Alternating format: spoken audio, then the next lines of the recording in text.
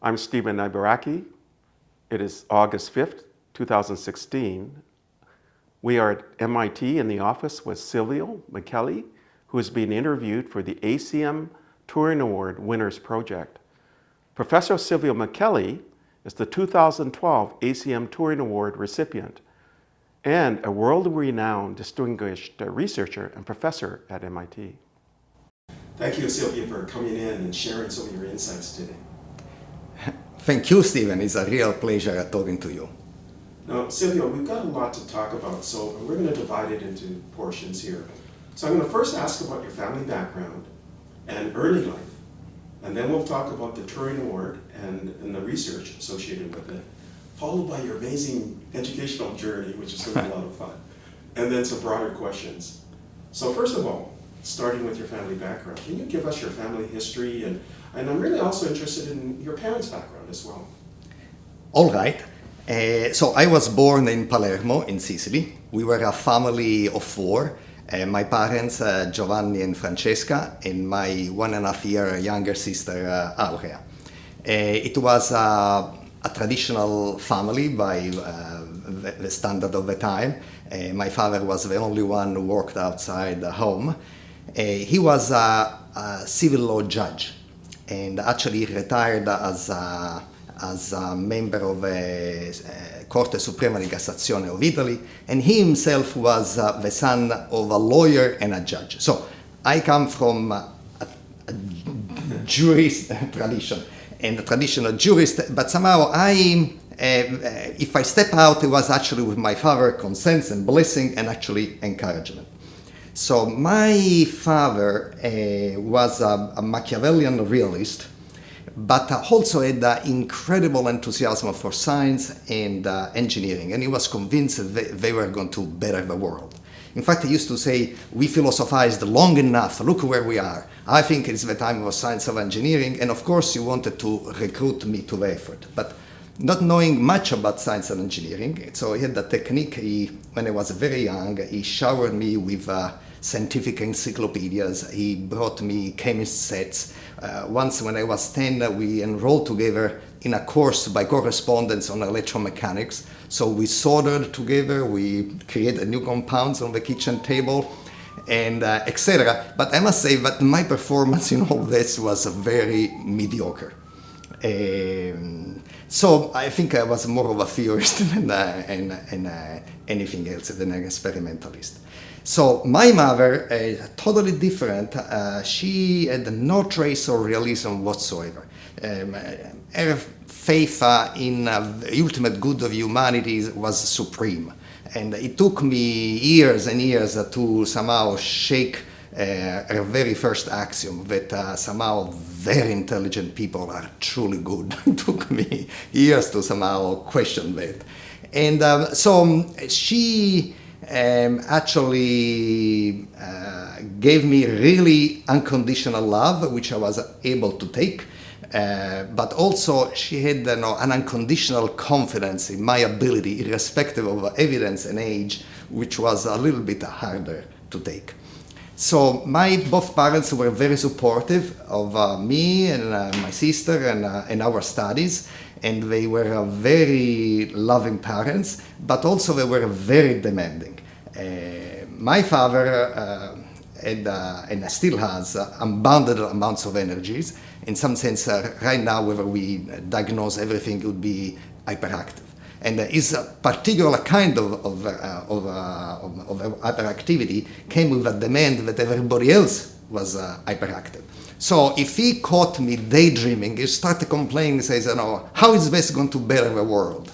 And my mother instead never thought I was daydreaming. She knew that I was pondering to solve humanity's problem. So in sum, they gave us tremendous love, but also they gave me a superego that prevent me to have any rest ever since. So my sister is a statistician. she works for the National Institute of Statistics in Italy, so she also was persuaded to go on the other side of the philosophical side, and I must say that I really love my sister. She's a very original thinker. I love her opinion, spending time with her. Unfortunately, by distance, it gets a little bit harder to do these days, but otherwise we enjoy our time together whenever we can. That's just fascinating. You have this sort of legal background in terms of your family history, and your dad excites you in terms of the engineering and the science side, but your mom provides that broader perspective, and you can see that in your work. How does it continue to kind of influence where you're going to go in terms of your future thinking? Well, you are right. So I really think of it, I really strive to have, I really love a holistic approach to science. Whether I succeed or not, I do not know. But certainly, I do not believe very much in compartmentalizing anything, and I think that one thing influences the other, and in my thinking, I try to not to be caged into any particular discipline. Do you want to share a little bit more about your sibling and their background? You said some statistics and so on. Is there more that you'd like to share? Some statistics, so we had essentially very similar background. We had a very intense parents, and so that is our first bond, first and foremost, and I think that is her background and my background that really makes us. But she went totally different, a bit more on the social sciences than I am, and in fact she is interested in statistics of work and then of education. And but she really analyzes this from a mathematical way. How can we model all this, and how can we somehow improve both education and work-related policies? And that's what she does. I barely understand what she does. I see. So it's interesting in terms of your perspective of her work, but does she see the same thing about yours as sort of a mystery in a way?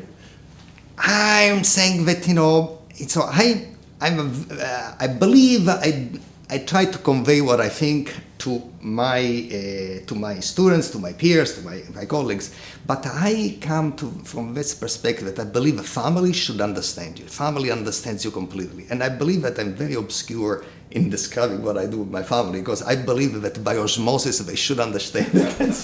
And I'm not sure, but she certainly she has an appreciation of the general directions of what I do, but sometimes I tend to share too many details, and I'm sure that I'm foggy and confused, and confusing her. But otherwise, but somehow the notion of clarity of exposition doesn't apply to family. I think you expect a family should just see you and understand you.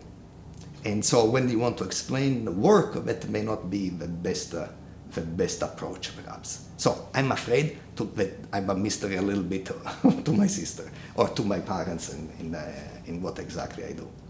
Yeah, you describe a very rich background, in a sense, rich in context, and there's diversity there in thinking between your mother and your father. So like a crucible, you're being incubated. So let's go in now into your background, your early background from birth, like when you were born, to all the way up, and the things that happened to you as you were growing up until you finished high school. And then if you can describe some of the milestones, some of the things that impacted you or changes in your thinking on this journey of discovery. Oh, wow. All right. Well, my first background and the most important milestone is that I'm a Sicilian. Okay. So let me describe what that means to me, the way I see it. So Sicily is smack in the center of the Mediterranean, and has been the center of many civilizations. The autochthon one, then the Phoenicians, the Greek, the Romans, the Byzantines, the Arabs, the Normans, the Germans, the French, the Spanish, you name it. So they were all there, and they all left, customs, language, architecture, science, the great Archimedes, art, and so on and so forth. And if you want a complexity that is peculiar to our island, so by the way, I believe that all people are complex, and each one of us hosts multiple personalities. But very often, fortunately, we have the decency of show up keep in turns, showing up one at a time. In a Sicilian, however, with multiple personalities, contend simultaneously for your attention, whatever you may be, and never less than 7. So if you have a conversation between 3 people, actually there are 21 people who are talking, and things get very complex very quickly. And all communication is rather indirect, because everybody knows that the text is only there to convey the subtext, which is the true meaning of what you want to say. And so for me, it's a very intense exercise. If you are out of practice, out of the island for a while, it takes a while to figure out what is going on in a conversation. But from a cryptographer, it's a bonanza. You have won the lottery. Because when you want to analyze a protocol, you design a protocol for the way it should be intended to use. But you have to be wary of how other people are going to see and exploit from different parts. So if you are accustomed to have these multiple agents concurrently at you at every point in time, so let's put it this way. As a Sicilian in cryptography, I think I had an unfair advantage. Another kind of very early on influence and another inspirational advantage is that I spent 12 years in Sicily when we moved to Rome, and we lived in a town called Agrigento. Once Agrigento, called Akragas, was a very rich and prosperous Greek city. And the poet Pindaros used to say that it was the most splendid city of the mortals. But Pindaros always exaggerates. Another of the inhabitants of Akragas, the philosopher Empedocles, which should be trusted a bit more, he used to say that its inhabitants built houses and temples as if they were going to live forever, and they ate as if they were going to die the next day. So, which, by the way, I believe that is the intensity that one should approach life with. And so, right now, by twisted turns of history, Agrigento is actually one of the poorest cities in Italy. But we still have some remnants, very small parts of the old Greek temples. And I remember they were really beautiful, and I remember as a kid to see so many tourists when traveling was very hard, 50 and odd years ago, that they would line up to see the temples from poor, rich, from all kinds of background, and it really made an impression that, if you really do your work well, it will be found beautiful thousands and thousands of years ago, and what can be more inspirational than that? So that is really, to me, a big imprint in me, and that also had a particular imprint in my education. It was only elementary schools and 2 years of middle school, right?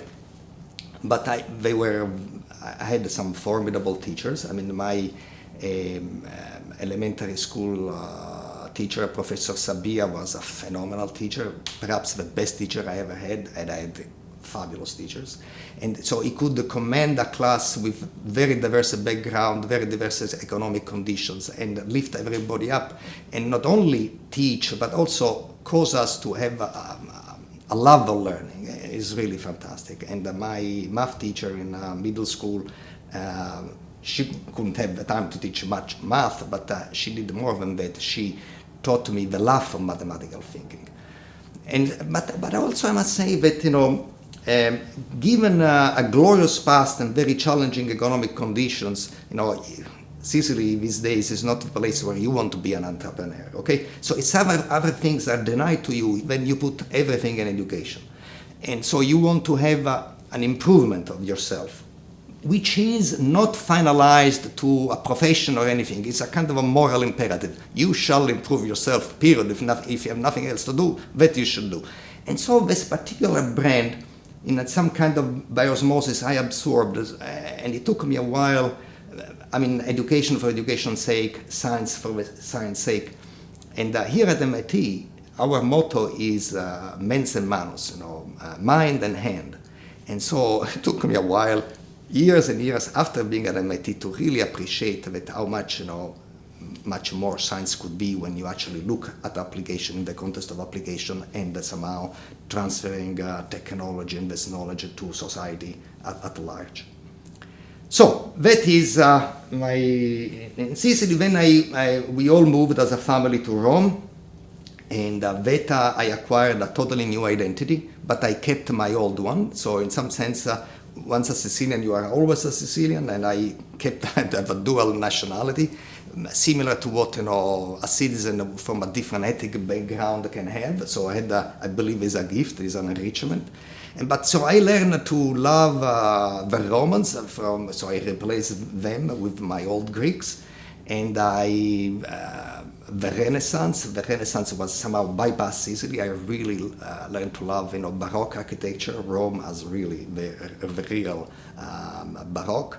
And I went to a classical high school, so Liceo Classico Giulio Caesar High School. So I must say that that was a very serious enterprise, and it still is. And in Italy, you somehow have different high schools for different interests. So you can have a scientific high school, you can have a technical high school. If you go to the classical high school, then literature, philosophy, history are supreme, and the math was very little. We had very little. Mostly I had geometric, Euclidean geometry, and only because it was Greek, I'm sure, okay?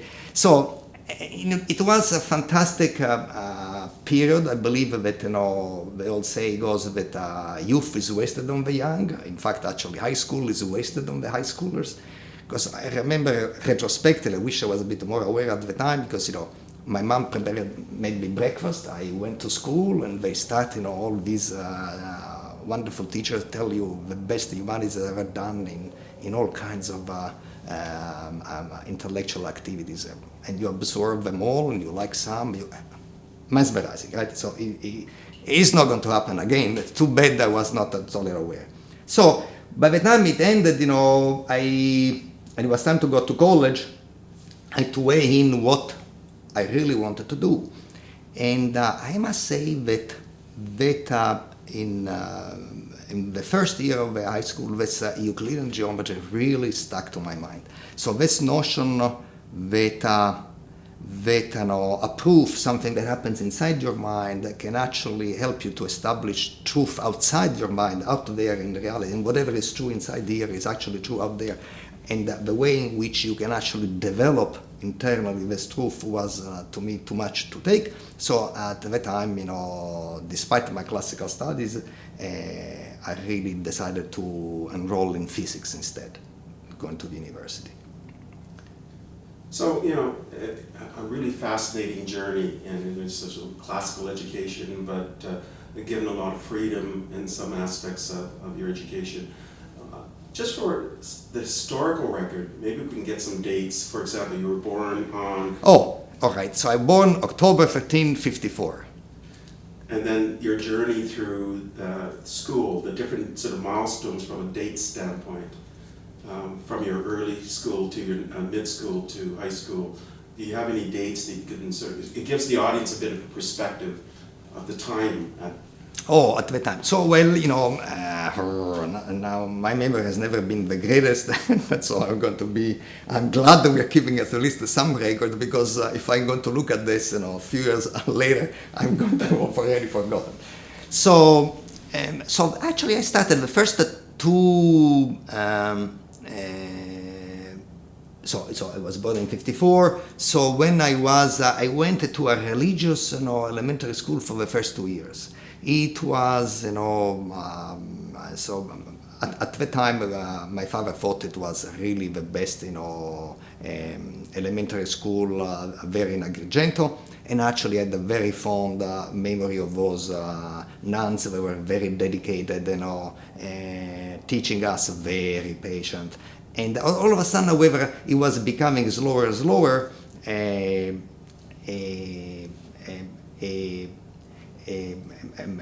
Women-only, girl-only elementary school. So there was at some year I couldn't continue anymore. And at that point, so we went to the public high school.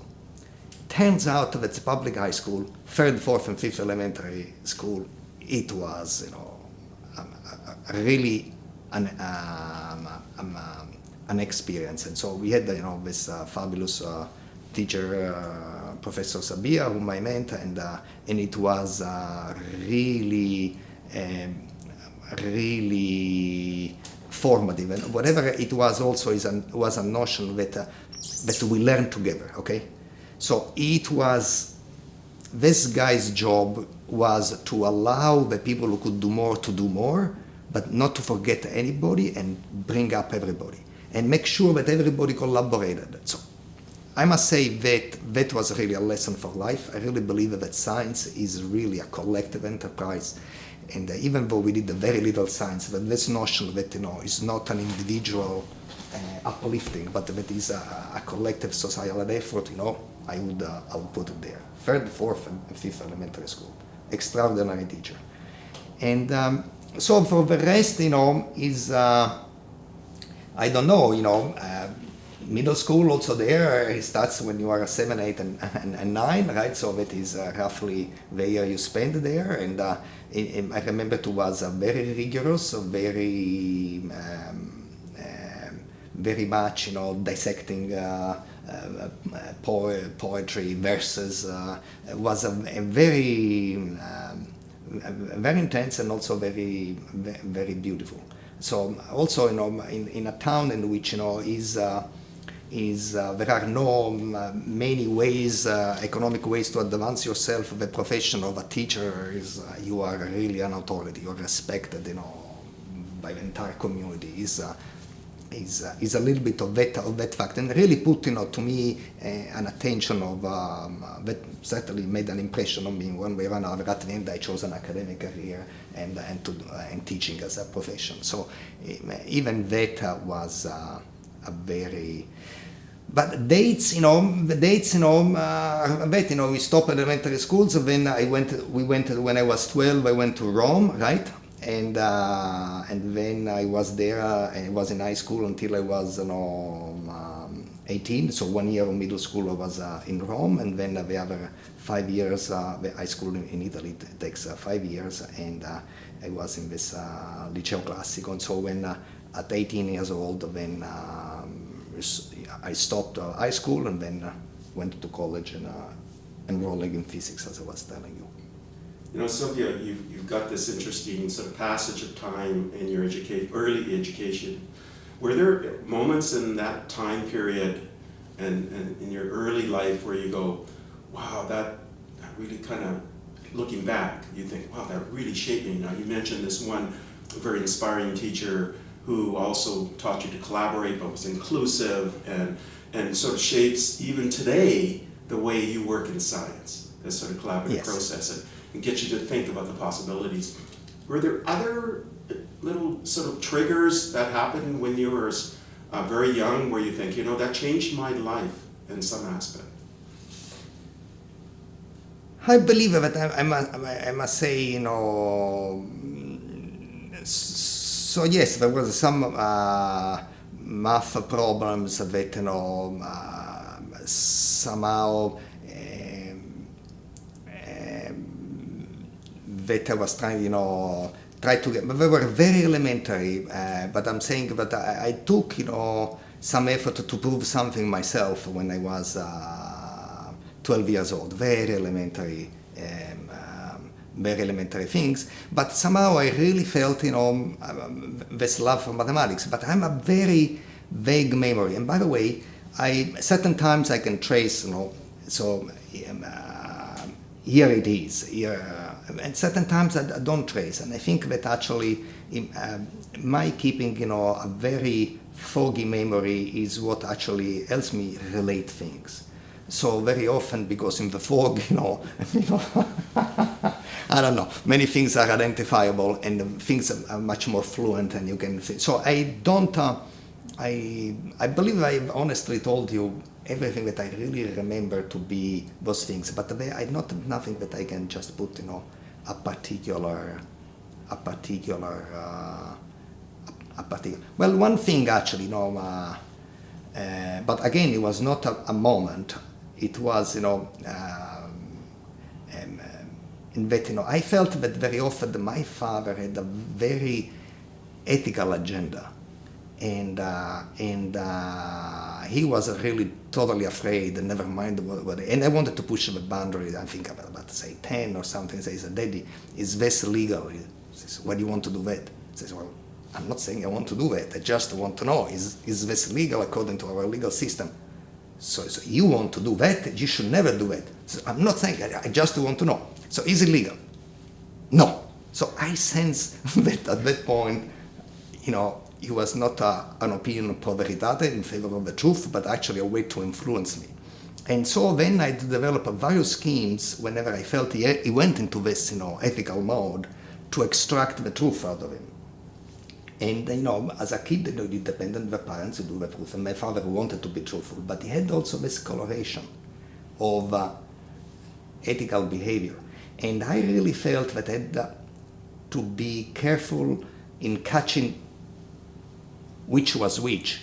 And somehow that also was, in some sense, a germ for a later work that I did in interactive proofs, in which you have a very bounded, limited verifier who talks to a very omnipotent prover, and the omnipotent prover is somebody who can actually convey and lead you to the truth, but also to try to convince you of falsity, and therefore we engage in a game. And how can you, limited as you are, try to put checks on somebody which is actually omnipotent, and so on and so forth. And then I realized that people say, well, how did you think about that model? So for me, I said, I knew where it was coming from, okay. But all these are not moment in time,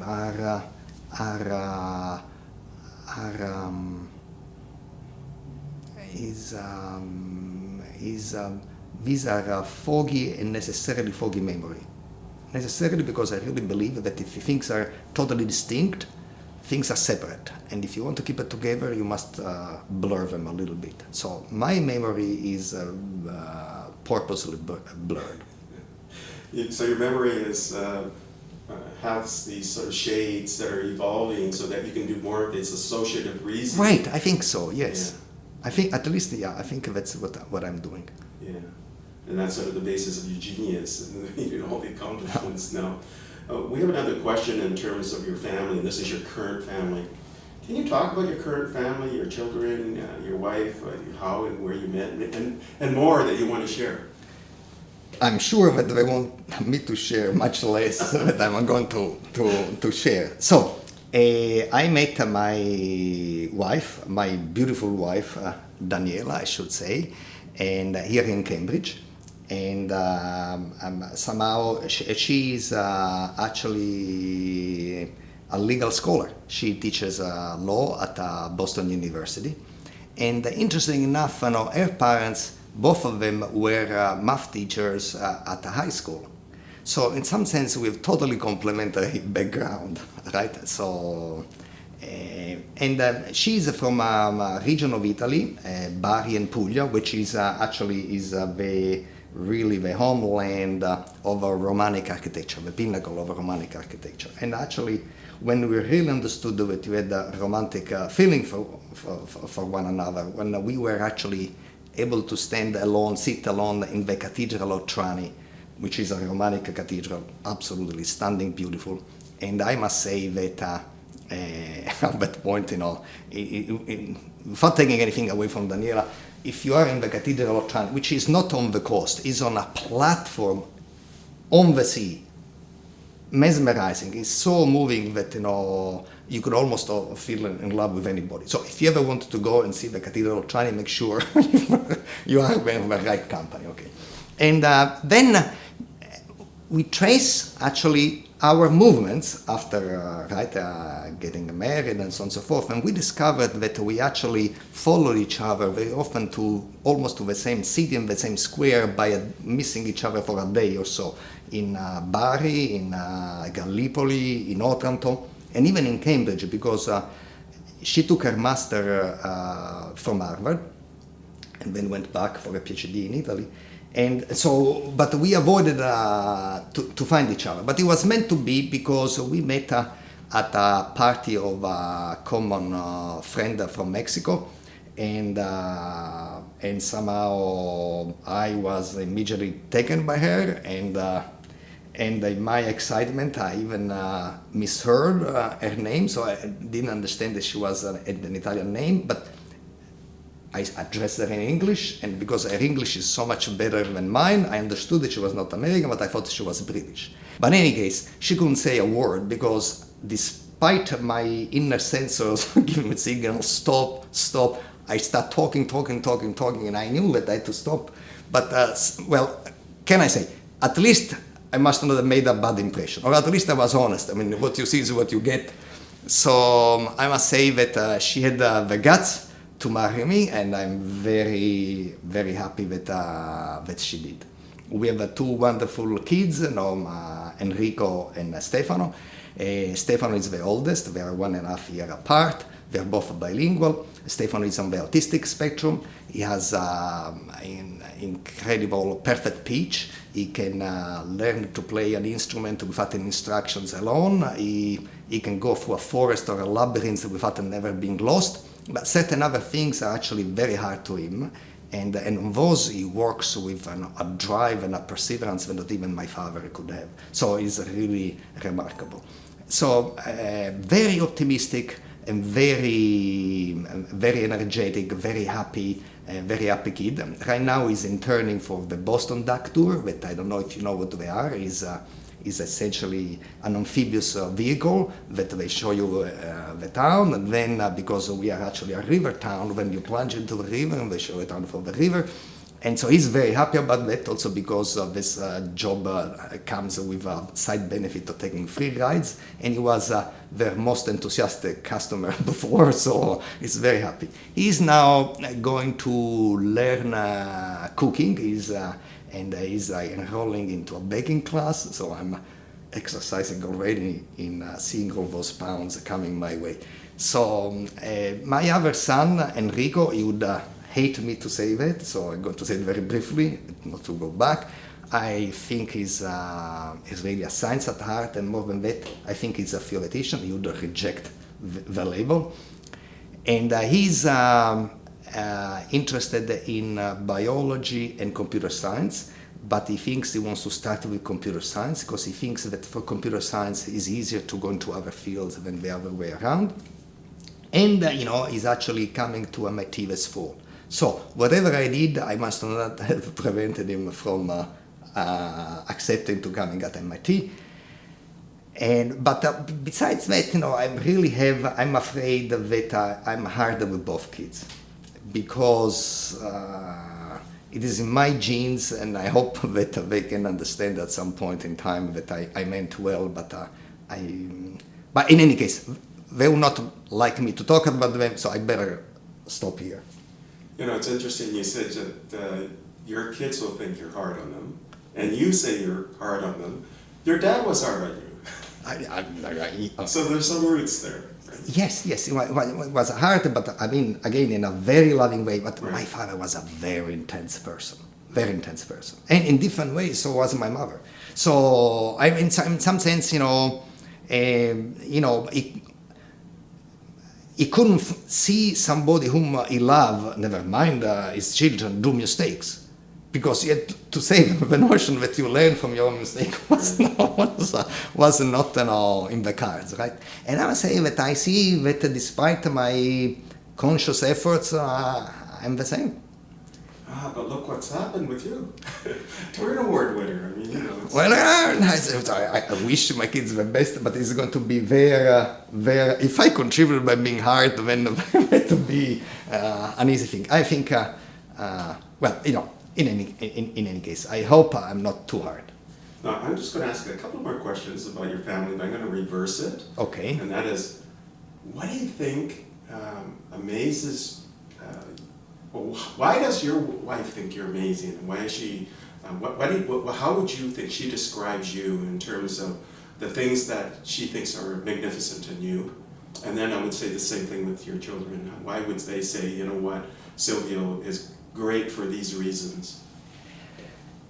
Let me put my hands down and to say, I no claim about what my kids are going to say, because I'm so fearful. I would not. Too afraid of their judgment. I think that they're going to have good things to say, but somehow I feel that they hold me to a higher bar, and they should. And I'm not sure I measure up to that bar. And Daniela actually understands me, but in fact, actually, I believe that I could, and I describe and subject her to hear about my work. But I also love to hear about her work, and she's a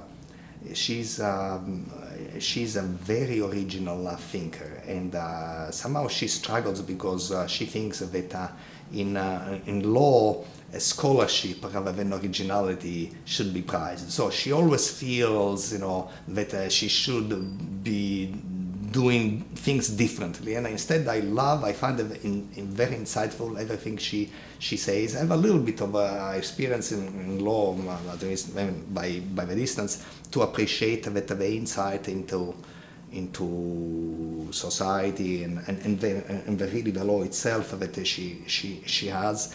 And so she's really a true companion, and she's also a very severe judge, because she can tell me, Silvio, you're wrong, you're doing this wrong, and so on and so forth. And to be told that you're wrong, you can bypass it if you think that people don't understand you. But if you accept the notion that they do understand you and you are wrong, then you might be wrong. Okay. So I really value her opinion and try reluctantly to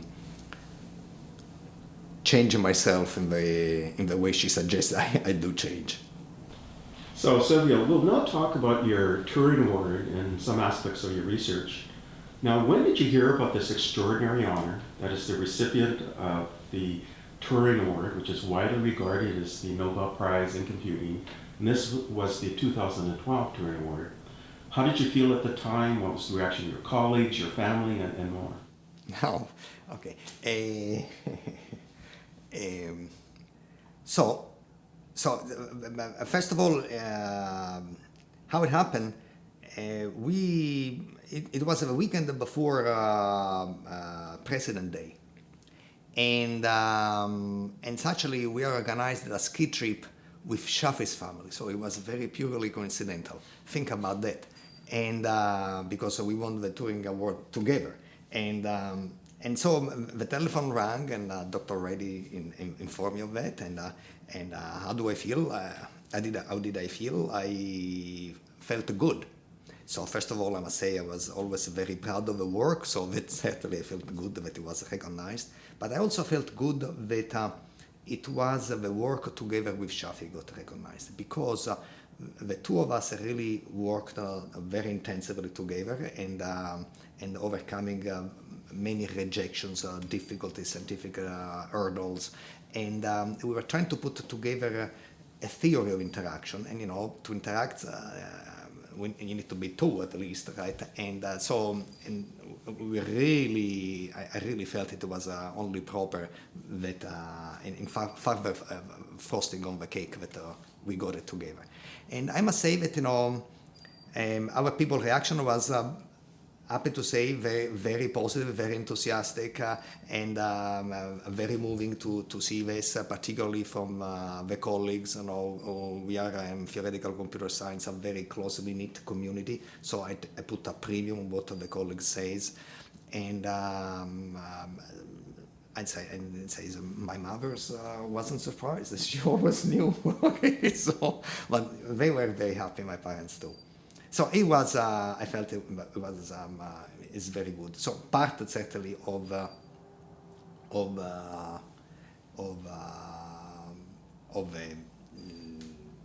the side effect of this thing, of this award, is that you make you feel good, and feeling good, you are better at thinking, at doing research, at teaching, at everything else. Well, it's interesting. You talk about you're on this sort of ski trip where you're planning with Shaf, and you happen to get the announcement while you're working, playing together, in essence. It's sort of almost coincidental. And then you talk about how it impacts other parts of your life. So let's talk about that. And this question is about How has the Turing Award impacted your work, your influence, and your thinking? All right. So work first. So okay. So I really believe that to do scientific work or all kinds of work, you need somehow, or in particular scientific work, you need two components. A, you want to seek for universal truth. You try to push the boundary. And the other thing is that you want to get universal recognition. I don't think that these are in conflict, by the way, because the moment in which a scientist no longer care about what society thinks of them, that's a very dangerous place to be. On the other side, if you want to have social recognition, the easiest way is to work on very well-defined problems that the society already agrees they should be solved, and so you become you do much more conservative work. So there is tension between these two things. So my hope is that if the Turing Award has at least momentarily calmed down my desire for social recognition, it gives me more freedom to explore more and to go more on a limb in my research. I think that is going to be the impact that I expect and hope for my work. So the other thing is about the influence. Well, so influence on outside the field, I think absolutely is a very visible award, and like other major award that makes you visible to people actually outside of your field, and that actually you become essentially an ambassador of your field, and so you can certainly use this recognition and influence for the common good, because very often you may be contacted by somebody who wants to have a pointer in the right direction for computer science, or you can make some connection and suggest links and be useful that way. I hope I will, is a responsibility, is an opportunity. I hope I will use it well. For inside the field, I don't believe much has changed or should change, in the sense that, a computer scientist, particular theoretical computer scientists, knew about my work with Shafi anyway.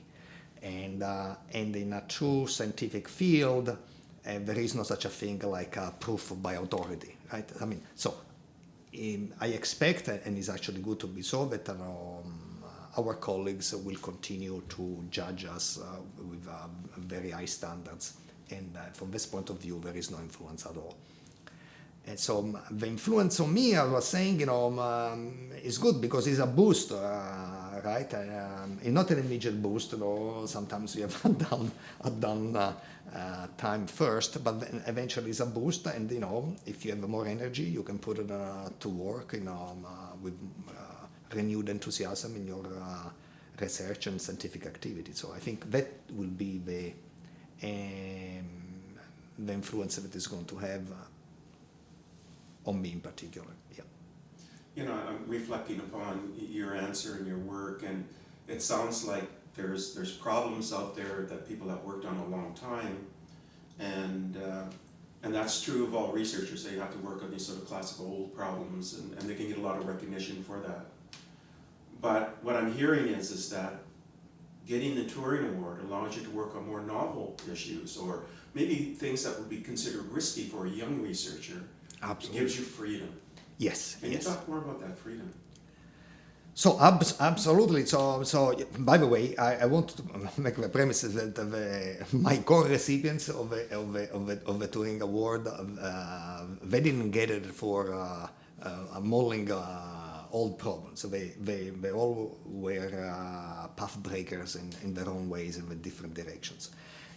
But I mean, you really need freedom, because the danger is really to be incarcerated in a kind of an established way of thinking, and very often the older the problem you solve, the more recognition you get, and how can it be? These old problems at some point, so you need to solve them too, but I think we should put always a premium in grabbing new aspects of reality and bring them to very scientific analysis. I mean, and I believe it is possible to do more. We don't even know what we are going to grab yet. So if you ask me what is next going to be understood, I do not know.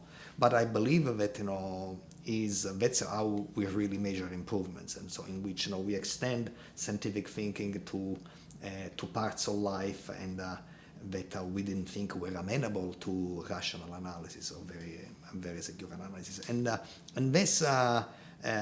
It comes either for a innate sense of self-entitlement, good thing to have, and or sometimes if you, like in the case of your award, when you are given some self-entitlement you are given entitlement by others rather, and then you feel free to say, you know what, I'm going to push a little bit more the envelopes in another direction, and you allow yourself to do that. And so I think that is a very constant part of this. I think you need both to have a really viable scientific community. But my preference is always for the magmatic stage in which you are about to comprehend a new part and you start creating structure where there was no structure whatsoever. That's my sweet spot for me. But everybody has his own sweet spots or their own sweet spots, and we should be welcoming all of them. So we need really a full approach to make science, right? Again, based on your response on this question about the Turing Award impact in your work, but also your influence in your thinking, you have this really notable achievement, and it's a part of the historical record forever. And as a result, it gives you this influence, but it also allows you to meet people in other fields who will recognize this achievement. And there have been some studies to indicate that the more diverse your people clusters, the more innovative you're going to be. It's just going to help in your research. Have you found that? Absolutely. In fact, let me tell you that it's not easy to receive an award, or at least it's not easy for me. Because you go, first initially you're happy, then, at least in my case, you're depressed, okay?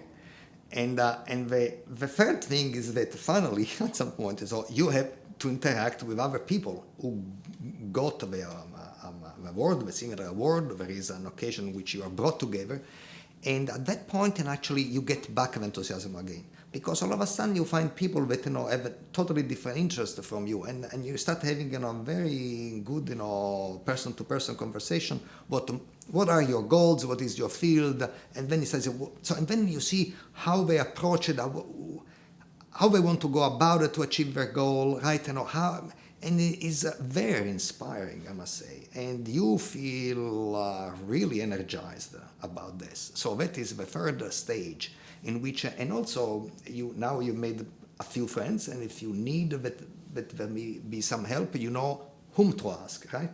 And so this aspect is really there, and I really believe really has a personal touch, a personal level that is very important. Let's see if we can extrapolate a little bit further. So you won this historical achievement, the Turing Award, plus many other historical achievements, but we're sort of focusing on the Turing Award right now. How do you think now this changes your life goals, or has it? Your big overarching life goals that you want to achieve, and sort of the process that you've achieved them. Can you talk more about that? I can, but I'm going to be very brief because my life goals haven't changed, and I don't expect them to change. So my life goal is to understand the world and being understood. And somehow I'm convinced that they are very related, if not identical. And the way I'm going to go about trying to achieve these goals is very simple too, is by supreme confidence and by supreme doubt.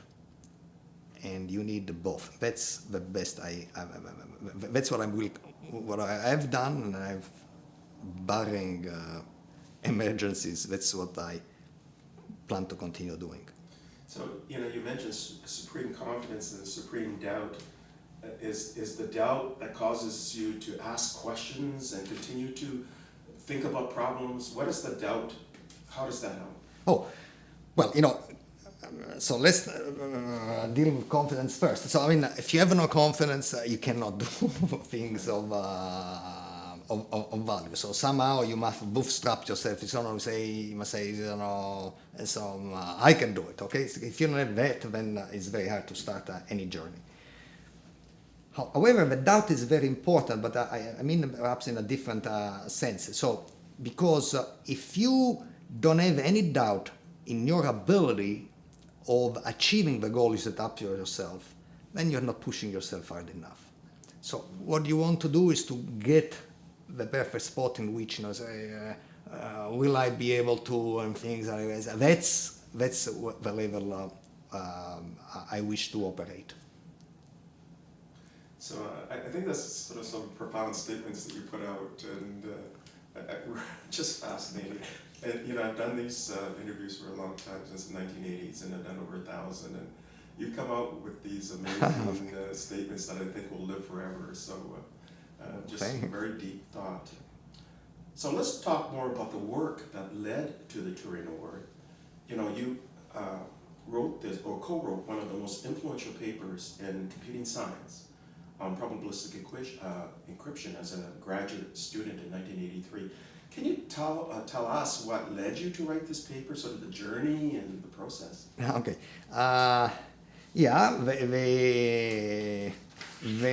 The main process, so the process has two engines, if you want. One is fearlessness, and the other one is luck, okay? And so let me put the emphasis on luck, because my Roman ancestors would call it a conditio sine qua non, which is that without which nothing. I mean, without luck, nothing of importance can ever be achieved, okay? And we were lucky, Shafi and I. So our first luck was we were together and attending a course of Manuel Blum, which is a fantastic teacher, and the course was on computational number theory. And the last 3 lectures, only the last 3 lectures, were about cryptography. And so we were in a fantastic position in time and space. And then a question was raised towards the end of the course, which was almost put up there to say, can you play mental poker? So, we know how to play poker with physical cards, we are in front of you, and so on and so forth. But what if you want to play over the internet by exchanging messages? Well, then in such a case, sure, I'll play poker with you, but do you mind if I do the dealing, right? and so then, and that's where, so that was the luck. The fearlessness comes that all of a sudden, we thought that's a so exciting thing that, Shafi and I decided, that's what we should be doing. First year graduate student, turns out that we eventually succeeded in doing it, but it took us, a decade. So fortunately, which is another form of fortune, essentially we didn't have able to size the magnitude of the problem we were against, and which make therefore much more eager to attack the problem, and that was very, very fortunate. So, and then, however, we realized that to solve the problem, we really needed to have, a better way to encrypt. Even before the dealing, before anything else, you need to have encrypt somehow the cards. Then dealing is put aside for a while. But how do you encrypt the cards? And encryption, until that point, was deterministic. So if you have one message, there is only one possible encryption for it. So what prevents, essentially, somebody to understand the ciphertext is that messages are long. I mean, technically, I should say have enough entropy. Because if you had to guess a long message exactly is very hard. So you don't quite know, given the encryption, what the underlying clear text was. But when we're talking about poker, we are talking about 52 cards. So there is not long messages. So in some sense, a priori is one of these 52. And so we decided actually to say, let's make it even harder, the problem. So how about if you want to encrypt only 0-1, okay? And so this making the problem harder actually made it simpler. That was actually really our luck to try to make it harder, because if you want to go 0, 1, there is only one possible way of skinning the cat.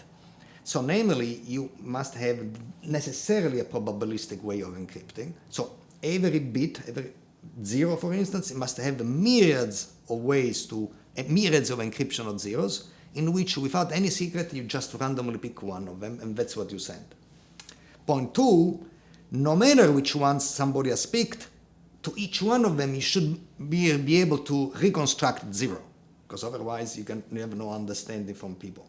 And the third thing is that from an adversary who is just sees passing by a random encryption of a bit, he doesn't know which is 0 or 1, he cannot have a better than 50-50 ability to understand if he means 0 or 1 without the secret.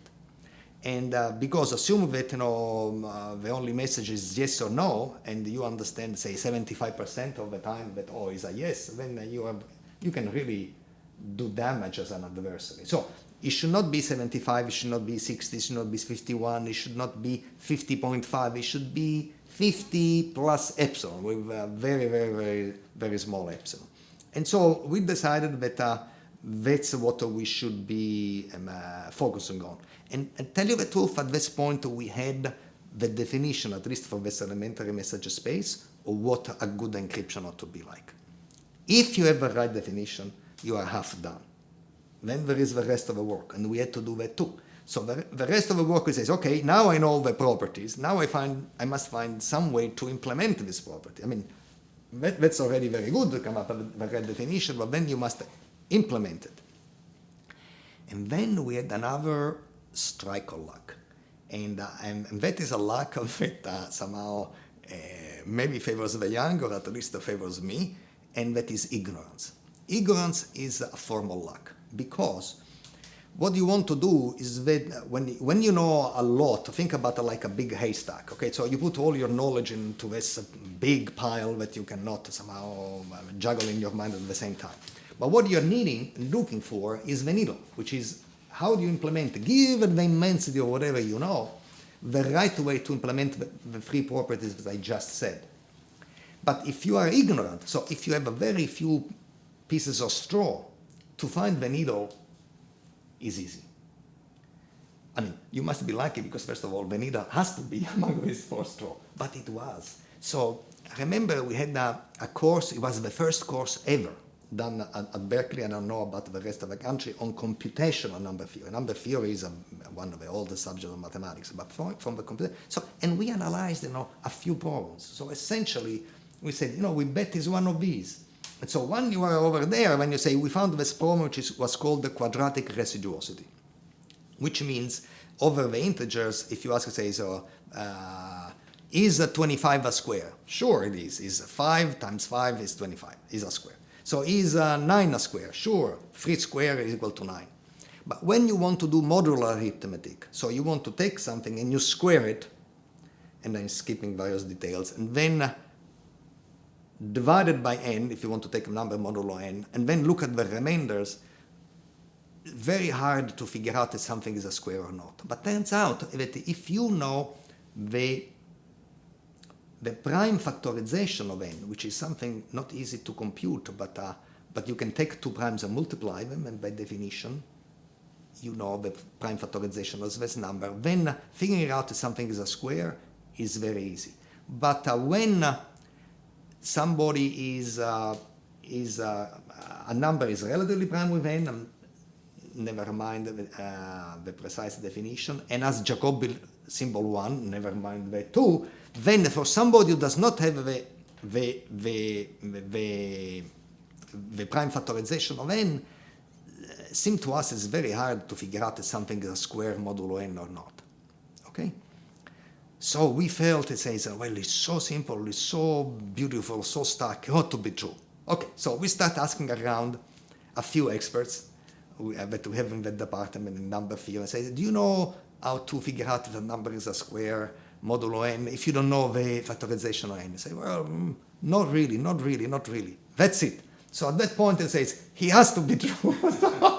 We went on the record and say, that's how we found our cryptographic system based on quadratic residuosity. That is another advantage of somebody who has no reputation to defend.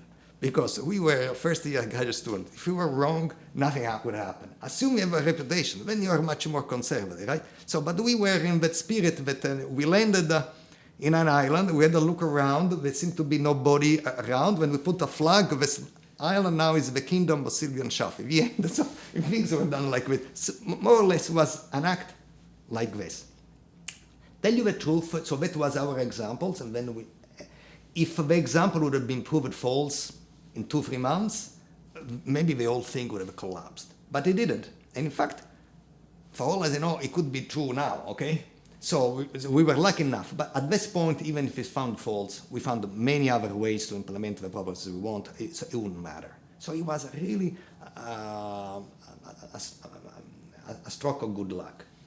Okay, but at some point, I must say, I always respect luck. But after that, there is work, okay? And so we had somehow to prove things, having guessed that was hard, and so we had to develop, what turns out to be the notion of computational indistinguishability, the hybrid argument, random self-reducibility, all kinds of techniques that would become the bread and butter of future cryptography, but we did it then on that particular example because we wanted to play mental poker. That is really roughly what went on back then. It's sort of an amazing process, and the fact that you were so young allows you to take these leaps and take chances that somebody later in the career would not have done. But because of that, you've created a foundational piece of research that is the basis for much of what we have today. And it's amazing that you had this confidence as well to take this journey and to start formulating how this is going to come about. So let's delve into this a little bit more detail now. Can you tell us a little bit more about what's behind your approach, the simulation paradigm? Okay, the simulation paradigm. Okay, so maybe it's just best explained by relaying, a rather personal episode, okay? So I was a teenager, I don't forget, as usual in my foggy memory, where exactly what number was after 1, but I was at that stage. It's a very vulnerable stage, and so somehow I went through a stage of solipsism that I'm sure all of us have gone through. So, namely the feeling that the world outside doesn't exist, and it's only you who are concocting this reality, which is rather virtual than real. And okay, so everybody goes through that. So I had a bit more acute, perhaps, episode of this, and because I was convinced that the world didn't exist and I was dreaming up, that I started acting consequently. So if the world doesn't exist, why should I go to school? First step. And okay, so I take 1 day to a day off. Says, but again, if it doesn't exist, why should I get out of my pajama? Right. So I mean, you think, okay. So fast forward a little bit. My mother really got very worried, and I remember she sat down with me on my bed and tried to put some sense into me and to say, Silvio, what is this? This nonsense. The world exists. I exist. I'm talking to you and saying, so you don't exist. You're a fruit of my imagination. I let you say whatever you're saying right now. So at the end, good thing is that I got out of it. And the other good thing is that I was able to put this personal experience and transform it into science. In particular, this simulation paradigm. Okay, so what is the simulation paradigm? It is a technique to prove that the amount of information conveyed in interaction is bounded. It's a way, right, to bound. So if we talk back and forth as we're doing, you can just say, how much information has actually leaked? And assume that in cryptography you want to avoid this leakage. You want to compress as much as you can. Let me give you an example. So in cryptography, once I saw a beautiful vignette. It was 2 dogs tapping on a keyboard, and one dog tells the other, over the internet, nobody knows you are a dog. And it's wonderful. But But over the internet, in fact, what distinguishes you in a cryptographic interaction from anybody else is that you know one secret key. That's what makes you. And therefore, any interaction with you take a message, you take your secret key, you concoct a response, you send it. Take another message, you look up your secret key, compute the response, send it. So therefore, every response that you send out there has been processed using your secret key. And think of it in some sense, the secret key, some distorted image of it is embedded in this response, right? Because you have looked up your secret key, you have used, you manipulated to compute the damn thing. So perhaps some part of the secret key is now embedded in the response that you send. And you send a lot of responses during a protocol. Think about every response like projecting over a wall the shadow of your secret key, because it's in there. You have used it. So if you don't use the secret key, you're not doing anything. But if you use it, you may betray. So you have a projected view of my secret key on the wall, then I send you another message, you have another angle, projected again on the wall, and then a third angle, and so on and so forth. And then perhaps from all these angles, why should my secret key become clear? How can we guarantee that this does not happen? But assume that I can do the following. Say, Stephen, if you guess 4 bits, say, the right bits, but 4 is a small number of bits. If you get these right bits, then you can, in your own mind, concoct a conversation with me, which is identical to the conversation that you and I right now are having. Okay? Assume you have this ability. Well, how much information can I possibly convey to you about my secret key? The answer is no more than 4 bits. Because if you can guess these 4 bits and you can simulate me completely, whatever I'm helping you betray about my secret bits is only these damn 4 bits. So essentially, that is a way. So in some sense, what happened is that this old notion, that idea that stuck, that it was impossible to distinguish reality from virtual reality, from a product of your mind, has become essentially our best tool to bound and measure the amount of knowledge leaked into an interaction, and that is really fundamental for cryptography, because you want to use your secret key, but making sure that a bare minimum of it is leaked.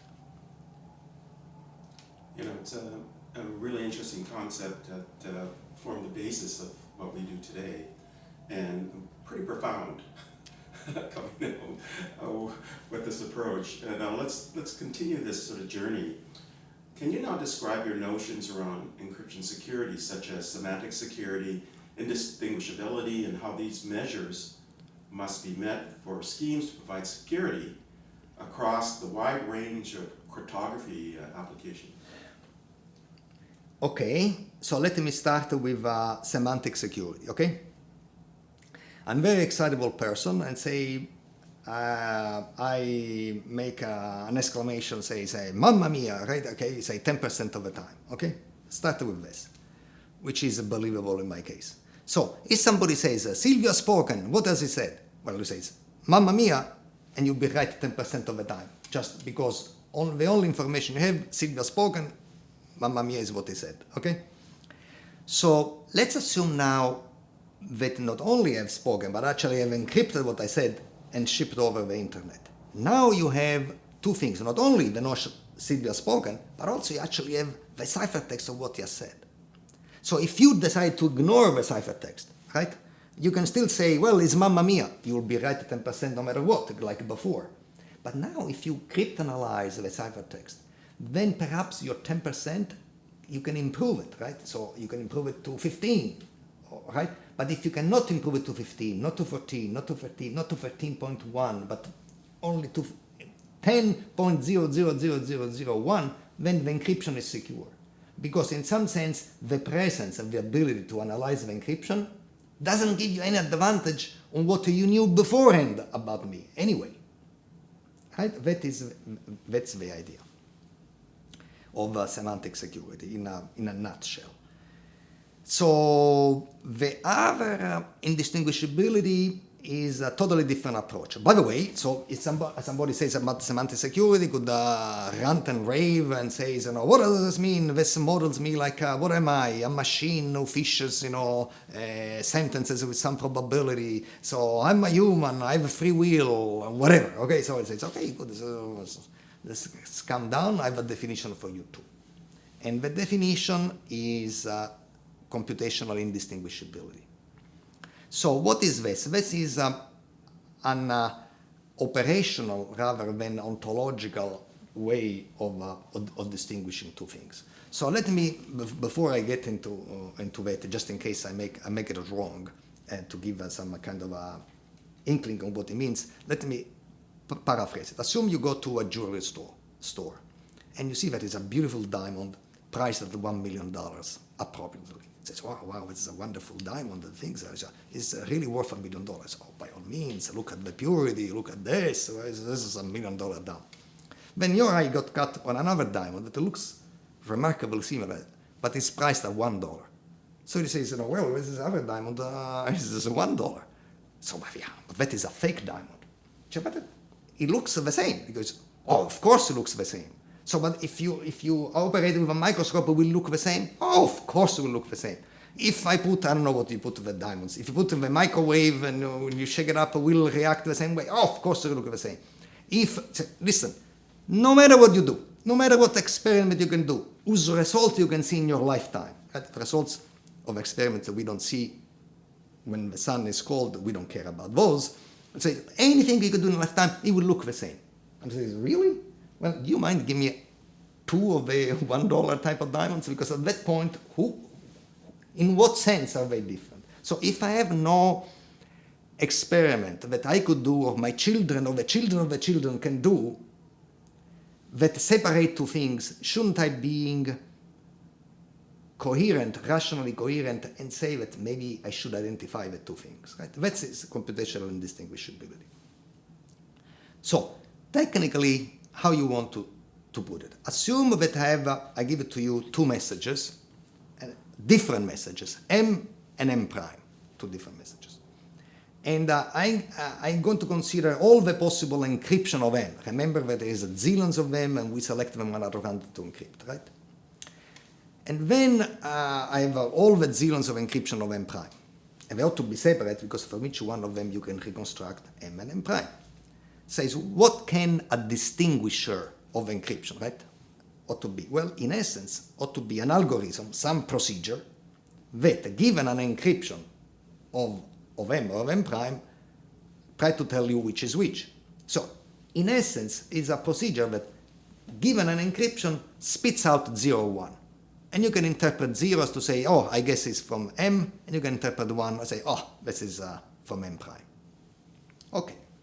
And this procedure had to be polynomial time, which is a technical term, means ought to finish and give you an answer within your lifetime of humanity. Okay, fair enough. Okay, so now I can define a probability, which is the following. Take a random encryption of M, feed it to this procedure, and look how many times it outputs 0. This probability is well defined. Right?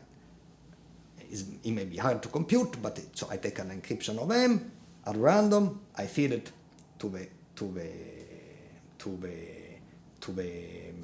distinguisher, and I look how many times, and therefore with what probability outputs 0, and over all the possible coin tosses for selecting the encryption and all the possible coin tosses of the procedure. This probability, I want to call it P0 up till an A. Very good. Now let's consider another probability. I take a random encryption of M prime, I ask the distinguisher, and I see what is the probability that again it outputs 0. How you want to call this probability, which is also well defined? How about calling P0 prime? That makes sense. Good. So encryption of these two messages are indistinguishable if P0 is equal to P0 prime plus or minus epsilon, 0.000001. And I says, okay, that's a formal definition, but what does it mean? It means the following. Assume that you are, the general-in-chief, and somebody says, sir, we have found the enemy has sent an encryption, and good news, our intelligence tells us that it's either the encryption of M or the encryption of M prime. So very good. Let's start distinguishing which one of the two of them. Very good, sir. We have a wonderful distinguisher, which, in a month is going to tell us 0 or 1. Very good. Run it and come back and report. So you feed this encryption to the distinguisher huffs and puffs, and after a month spits out 0. You go back to the general and says, sir, up to report that the encryption and the distinguisher has said 0. He says, well, what do I care? Because essentially, the distinguisher says 0 with the same odds where the encryption was of M or was of M prime. So the fact that after the answer, you give me the answer, I don't know what to do with the answer. In fact, I only have wasted a month of electricity to run the damn machine. And therefore, really the encryption is good. And it turns out that now there are two ways of describing a thing. One in which you endow the probability space with an intrinsic probability distribution, say Silvio says an exclamation with probability 10% or something like this. And another one is probability-less. There is no probability on the message space at all. And now the question is, well, that looks good. That looks good. Which one should I use? And as is usual in life, when the things are good, they are the same. So these two notions are actually the same notion. And therefore it gives you some confidence that the right notion of secure encryption is conveyed. And by the way, at this point, we also know a third and fourth way that also coincide with these two ones. So they are, we believe now is a very robust notion. I see. So it kind of reminds me of, and I think you've talked about this, Turing coming up with a sort of computational theory of computing, and then you have lambda calculus doing sort of recursive functions. Yes. And really they're talking about the same thing. It is exactly the same thing. At the time in which people wanted to define what was computation, there were many ways, recursive functions, there were lambda calculus, and you say, I believe that what is computable is the recursive function. Says, I believe it is a lambda calculus. And Turing says, well, I believe is whatever a Turing machine can do. And, turns out we don't have to decide because they are all equivalent. So that is really the way in which math is kind enough to tell us we are done. Okay, so we can relax. We have our definition, right? Yeah, and there's almost like a poetry, and it's almost music in the universe when you have these different approaches, really talking about the same thing. Exactly, yes. And further substantiates the quality and the foundational pillar that you created through this work. Yes. Okay, so to this next question then, overall, and I think we've already touched upon this, but we're going to expand on this. How did your work revolutionize the study of cryptography and then lay the foundation for the theory of cryptographic security? Well, so let's try to see what was the status of the art before. The status of the art before was essentially mostly heuristics, very good heuristics, very complicated, well thought out heuristics. But essentially you try to construct a crypto system, you try to poke, to kick the tires, you look for holes, and then all of a sudden you don't find any bugs, right? And then you go through a list of bugs. I try this, I try this, I try this. So therefore, at some point you have to stop and you say, well, I stop and I believe that there is no other bug. Among all the possible infinitely many others, the stuff is solid. So of course, it's a very heuristic process and there is somehow no proof. Instead, in the work that Shafi and I have done is rather different. So we want to prove. So we want to prove. And what is the proof? We want to prove that the ability in a cryptographic system to gain any understanding about the message should be equivalent to factoring numbers. Okay, factoring numbers we already mentioned. Let me say one more time. So 21 is factorized is 3 times 7. 3 is prime, 7 is prime, 3 times 7 is 21. So if I take a very large 1,000 bit prime or 10,000 bit prime and another very large 10,000 bit prime, I can still multiply them by hand even, taking some time. But once I get the product, good luck and to figure out what P and Q are, the two primes really are, right? So that is the problem of factorization, and it's a very hard problem computationally. Perhaps we could do something with quantum computing, perhaps not, the jury is still out. But in any case, certainly that's something that has baffled the minds of generations of mathematicians. So what do we want to do is to say we want to prove that these two problems are equivalent. And what do I mean that is equivalent? So assume that you have found a way to generate some understanding from messages encrypted in the crypto system. Really? Then I can make money on you in the following sense. Somebody says, hey, I have here a 10,000 bit composite number, product of two primes. Can you factor those? Oh, I certainly can. But however, I want to be paid for my effort. So I want $1 million for factoring the things. Deal. Good. So what I do now is I take this number, which is a number, has nothing to do with messages, with encryption, or anything else. I massage it around. I create an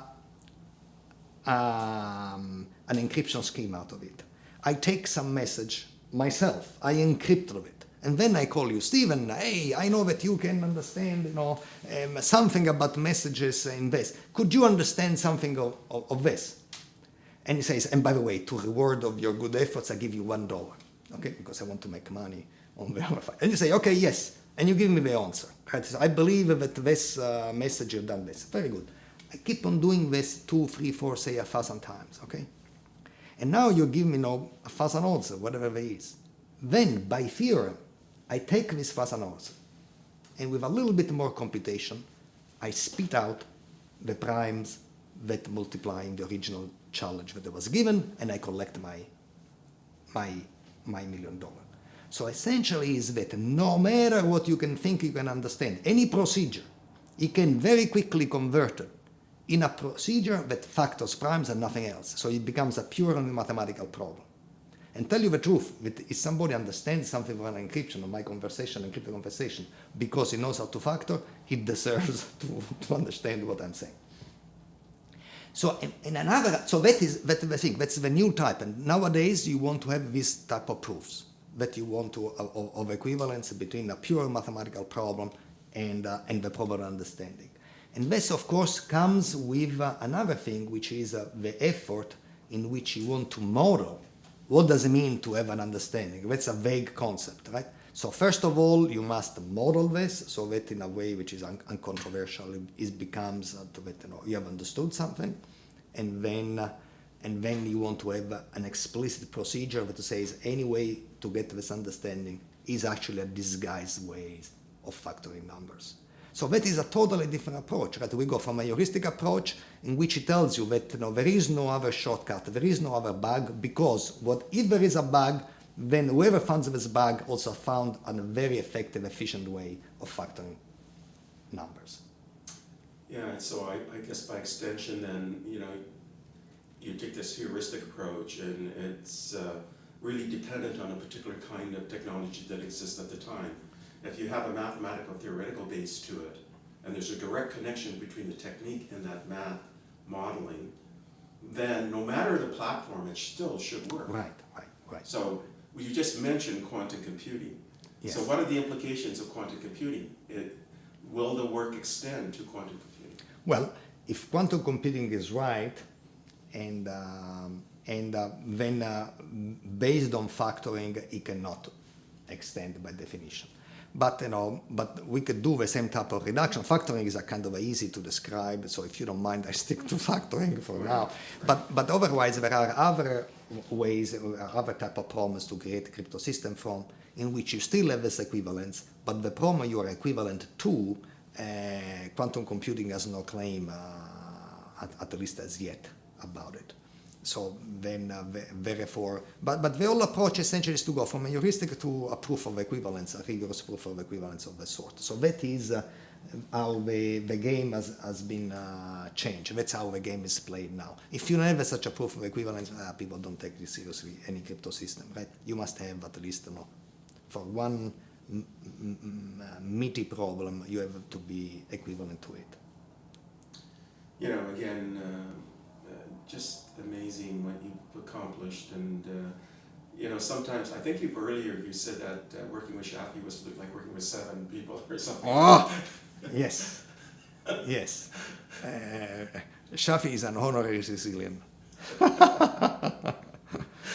So let's continue on this journey now. Can you talk more about your work with knowledge complexity and zero knowledge proofs? Okay. Zero knowledge proofs. So if you look at a proof, says, what is a proof? Well, proof is many things. A proof can be beautiful. A proof can be inspiring. A proof can be boring. But no matter what, at the very end of the day, must convince that something is true. So he has to convey the validity of some information. The validity of some information.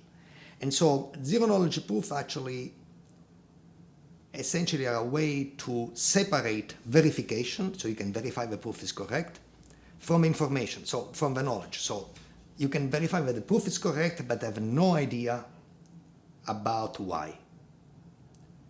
Okay, and so for instance, sticking back to this analogy about factoring, if you already used once, you might as well use twice. So of course I can have a number that is product of 2 primes. I can take 2 primes and multiply them together, or I can take 3 primes, right? Who is counting? And multiply them together. And then I ask you, so therefore you can ask, and they say, so how many primes does this number have? And I can say 3.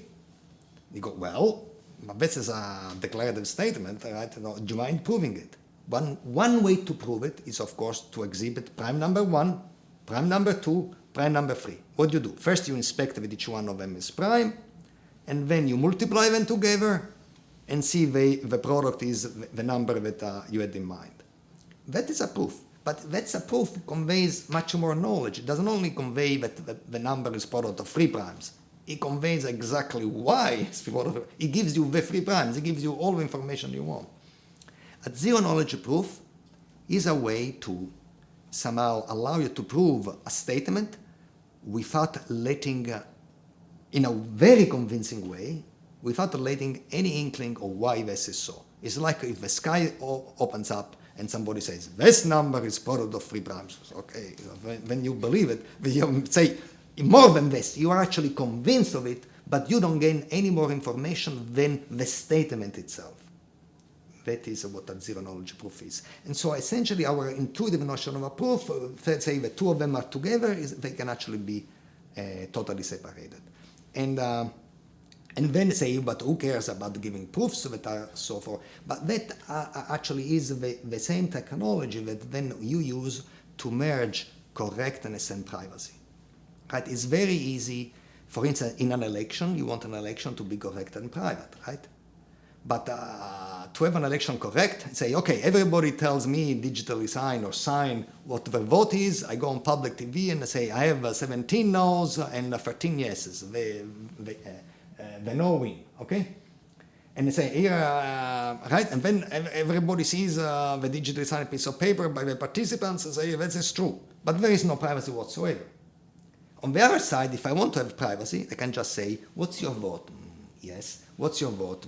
Yes. And then I'll go here, ladies and gentlemen, there are 17 no's and 13 yeses. The no win. Say, hey, it will be a revolution.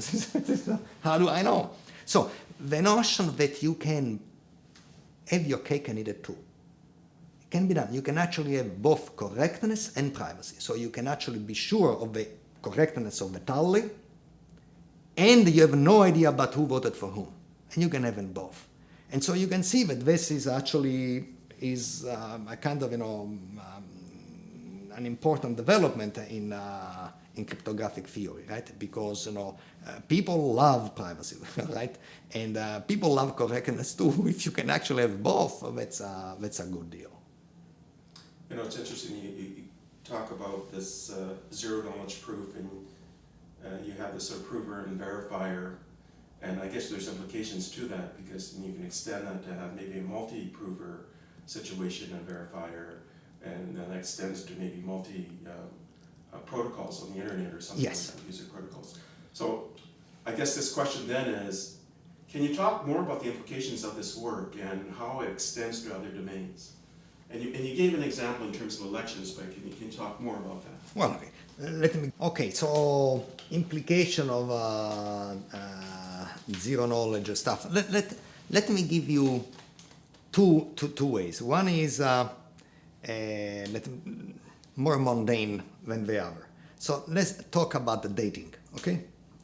Now, dating is a very complex social operation, right? Because you'd like to know if you like a person, whether the other person likes you too. That's quintessentially human, right? But on the other side, can you imagine that I go to someone and says, I want you to know that on a scale of 1 to 10, I love you 10. How much do you love me? So I haven't forgive. The answer comes 2. I'm quite a bit. So you don't do that. But assume that instead you have a date app in which two people can actually say, they can input the grade to the other, and it could be a 10 and a 4, or it could be a 10 and a 10, or any other combination. And in the following thing happens. If they both like each other 10, a green light comes up. And otherwise, red light and no other information. So then I have nothing to lose, because I can put my true feeling and true grade to the other person, and if they're not going to be reciprocated, it's never going to be known by anybody what my grade was. So in this way, what I really believe is that all this theory of zero knowledge and security in this sense essentially allows for more interaction, allows us to safely interact with somebody, safely from a correctness point of view, safely from a private point of view. We will interact more and no less. And so we are going to be perhaps even more human and facilitate a human interaction that way. And that would be one social app. If you want to have other things, and so right now, for instance, with Shafi again and Ron Rivest, who is here the inventor of public key cryptography, another wonderful colleague here at MIT, in fact, the one who hired me and Shafi. So the three of us come up with a way of doing digital signatures. And the digital signatures are much better than the scribbles we are accustomed to, because they are digital and they are really unforgeable. So only you can sign, but everybody can verify it. Okay? And let's assume that this is true. That is a magic number that somehow allows you, that only you can produce, but everybody else can verify you produce, and therefore certifies that you agree or a given sentence. Okay? So these digital signatures used to be that you want to prove that you cannot forge the digital signature of a message of your choice, because otherwise, our wonderful Mr. Gates, who has been really a great computer scientist who has really done a lot of society and donated a lot of his billions to society. Let's assume he has still a few billions left. So when I can say, if I can forge Bill Gates' signature of Bill owes Silvio $1 billion, the digital signature would be no good. But then if you think about it, you don't want the inability to forge a message from scratch is very little. Because if I receive a signature of somebody that they owe me $10, okay, this I could not forge it beforehand. But once I see the signature, can I transform it into a signature that same person owns me $100, $1,000? I multiply somehow how much he wants. That would be the digital signature would be in danger also. And if you fast forward this, then perhaps what you could do is that you can somehow get a bunch of signatures from somebody. Perhaps you can ask this person to, could you please sign this? Could you please sign this? Could you please sign this? And then from all these answers, you are able to sign something that he has not agreed yet to sign, something new. If this happens, I want to declare the digital signature bad also. Then you can just say, oh, this is overly pessimistic. Who in his own head is going to digitally sign messages that somebody else concocts for him? You say, really? That's exactly what a notary public does. You go to a notary public and say, it's not to say, I refuse. I refuse. It's your business, is you sign with the piece of document. So in a notary public situation, you actually can implement this attack of being asked and being forced to digitally sign something, but then you want to make sure that no matter what you have not yet signed, is still unforgeable. If you think about it, you want that the process of digital signature should be unlearnable. Okay? And so what this zero knowledge means is that you can sign as much as you want, but you want to prove that you are not getting any knowledge sufficient to sign forge the digital signature of a new message. That's, for instance, where it comes from. And nowadays, all self-respecting signatures are of this type. They satisfy this type of condition. So it has actually a variety of applications. Yeah, and I'm just thinking of there was a financial crisis in 2007, and the government now is assessing the portfolios of banks. So I guess an extension is analyzing all the banks. Absolutely. I have a wonderful colleague and friend, Andrew Law, of a business school here at MIT, and he actually had exactly this idea. So congratulations, Stephen, that is a great idea. And I had in mind to say, hey, that's the way to do it. And when you want to do this stress test, right? So banks usually don't want to reveal their positions, right, of their portfolio, because what they say is a secret, right? Or if you are a trader, you don't want to say what you're going to do. But the government may have actually a legitimate interest to know that there is not something wrong going on. And so, therefore, if you are actually give a zero knowledge proof that even though disclosing your portfolio, you are complying with all rules and regulations, the government is happy, and you're happy too. So that gives also another approach, right? Is another way to play the game. Is another dimension to play as a society that we didn't have before. And in fact, very often, let me extrapolate a little bit more, even though allow me to be generic here, to say very often we have insider trading, all other activities that you punish, they're punishable by law. So there shall be no insider trading. Why? Because if you utilize this information you should not have, even though it was imperative that you had it, but you misuse it, then you go to jail.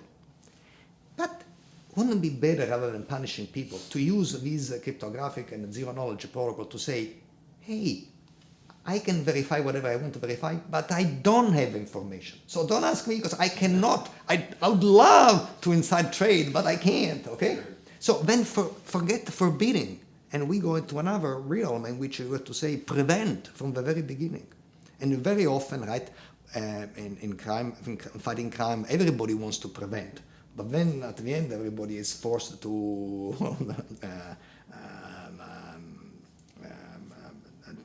somehow to punish. Instead, this way you really can prevent. Again, it's just so profound, all the applications, and especially because of the proliferation of the internet, and we got about 3.2 billion people now using the internet. There's over 7 billion people using mobile phone, or 7 billion mobile phones, not 7 billion using them at this stage, but you know that at some point everybody's going to get connected, so privacy and correctness is a big issue at the same time, and you're enabling all of that with the work that you're doing, so it's just... Yes, very, very true. So, by the way, I want to say some of these techniques becomes very inexpensive computationally, some are more expensive, but the trick is going to be to inject them where it matters, so that they don't put an undue burden of the complexity of the whole thing, and keep on us working, safely and interact much more than we would otherwise. Right? So, you talk about the application of this zero knowledge proof, and you gave really great examples, and that we can sort of relate to, right? Because it's every day. And the internet is just a proliferation of individuals. And obviously you want to maintain security and secrecy and privacy, and yet have correctness as well. And I guess the applications and then are somewhat unlimited and only left to the imagination because of this foundation that you led. Now, on this next question, I'm asking about some of the practical problems associated with protection of data from being viewed or modified because of the internet and the transactions occur. But I think you've answered that because you're talking about digital signatures. Perfect. Well, no need to. And so, there is also the impact of your work in computational complexity. Can you talk about that? Well, sure. So computational complexity aims to study how much time and space, how much resources do you need to accomplish a given computational task. Because it used to be that people felt, oh, this is computable, we are done. But then we start realizing, hey, this algorithm will take forever, so in what sense is this computable, and then how fast can I get this problem, which problems have a fast solution, so on and so forth. And so one of the ways in which I somehow could have made a contribution is that in the notion of an efficient proof. Because traditionally the notion of a proof has nothing to do with efficiency. It has only something to do with truth. Because you have a theorem, never mind how long the proof is, at the end if the theorem is correct and the proof clicks, is verified, correct, done. But somehow I argued, and something I made the case, that somehow intrinsically in a proof system there are two agents, the prover and the verifier. And we insist that the verifier is lazy. Why? Because the moment in which to verify a proof takes you as long as to find the proof yourself in the first place, all mathematicians would be out of job, because who needs them anymore, right, if the proofs were so long. So intrinsic, even without realizing it, there is always this notion that verification ought to be much easier than proving. And so somehow, whether I really say, well, actually, if this ought to be nice, can we actually force this? How do we really define proofs this way? And that is one thing. And another thing is that, another type of proofs that are called computationally sound proofs. These are proofs that are always very efficient, both to prove and to verify, but allow to prove anything, both true statement and false statement. So now we say if you prove a false statement, and true statement together is anathema, right? So what is a good such a proof? Well, slow down, because now we can use computational complexity in the following way. Assume that I can prove in the old-fashioned way, okay, not now, that if even though good-looking proofs of wrong statements exist, the time it takes them to find even one of them is exponentially big, then that is good enough. Because even though they both exist, proofs of good and bad, if I give you a proof and you say, well, one of the two things, either Silvios worked for billions and billions of years to concoct with this, or the theorem is true, which one you believe? Well, I think in some sense the latter, not the first. So we can use complexity to bypass Gödel's incompleteness theorem and to have a completeness and consistency in a mathematical theory. I believe that is another thing. Another thing is pseudo-random number generation.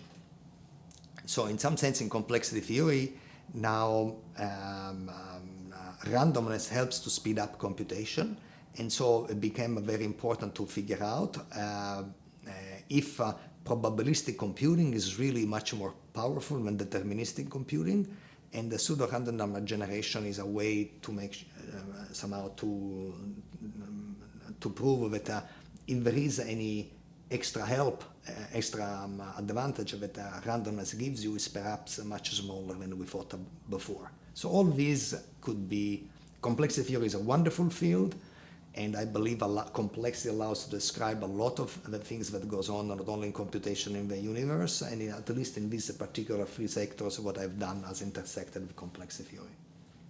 So in many ways, the people in the complexity area have really sort of taken off with your work, and it's even got them to think of new ways of doing things, maybe even introduced new sort of streams of research in this complexity theory. That is true, but it's also true that I used complexity theory instruments and tools and conceptual tools in my own work. So everything is interrelated. We are in a soup together.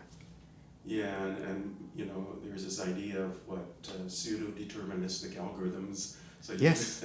So you have these practical applications yes. for us people in the software field as well. Yes. So. What about some of the other practical applications and implications of your work influencing our daily lives? So let's assume now there's people listening to this podcast, or I should say this video, and they may be executives and they're not really into the nitty-gritty and the technical side, and they want to see, and we've talked about some of the practical applications, but are there others that you can talk about, you know, the practical applications that we see every day in our lives? Well, you know, most, so let me venture to say that most practical aspects that people meet in their life about cryptography are passwords. Because passwords allows you to identify to a main server, say, where you store your data and give you permission to act on your data, right, and so on and so forth. And so, but passwords essentially is classically is a shared string, right? That I know and that and the server knows, right? And so is very dangerous, because if I just give you my password in the clear, right? You know, an enemy could listen and then can impersonate me to the server. But even if you bypass this and you try to make this disappear, then you are led to another thing, that namely the server ought to know my password.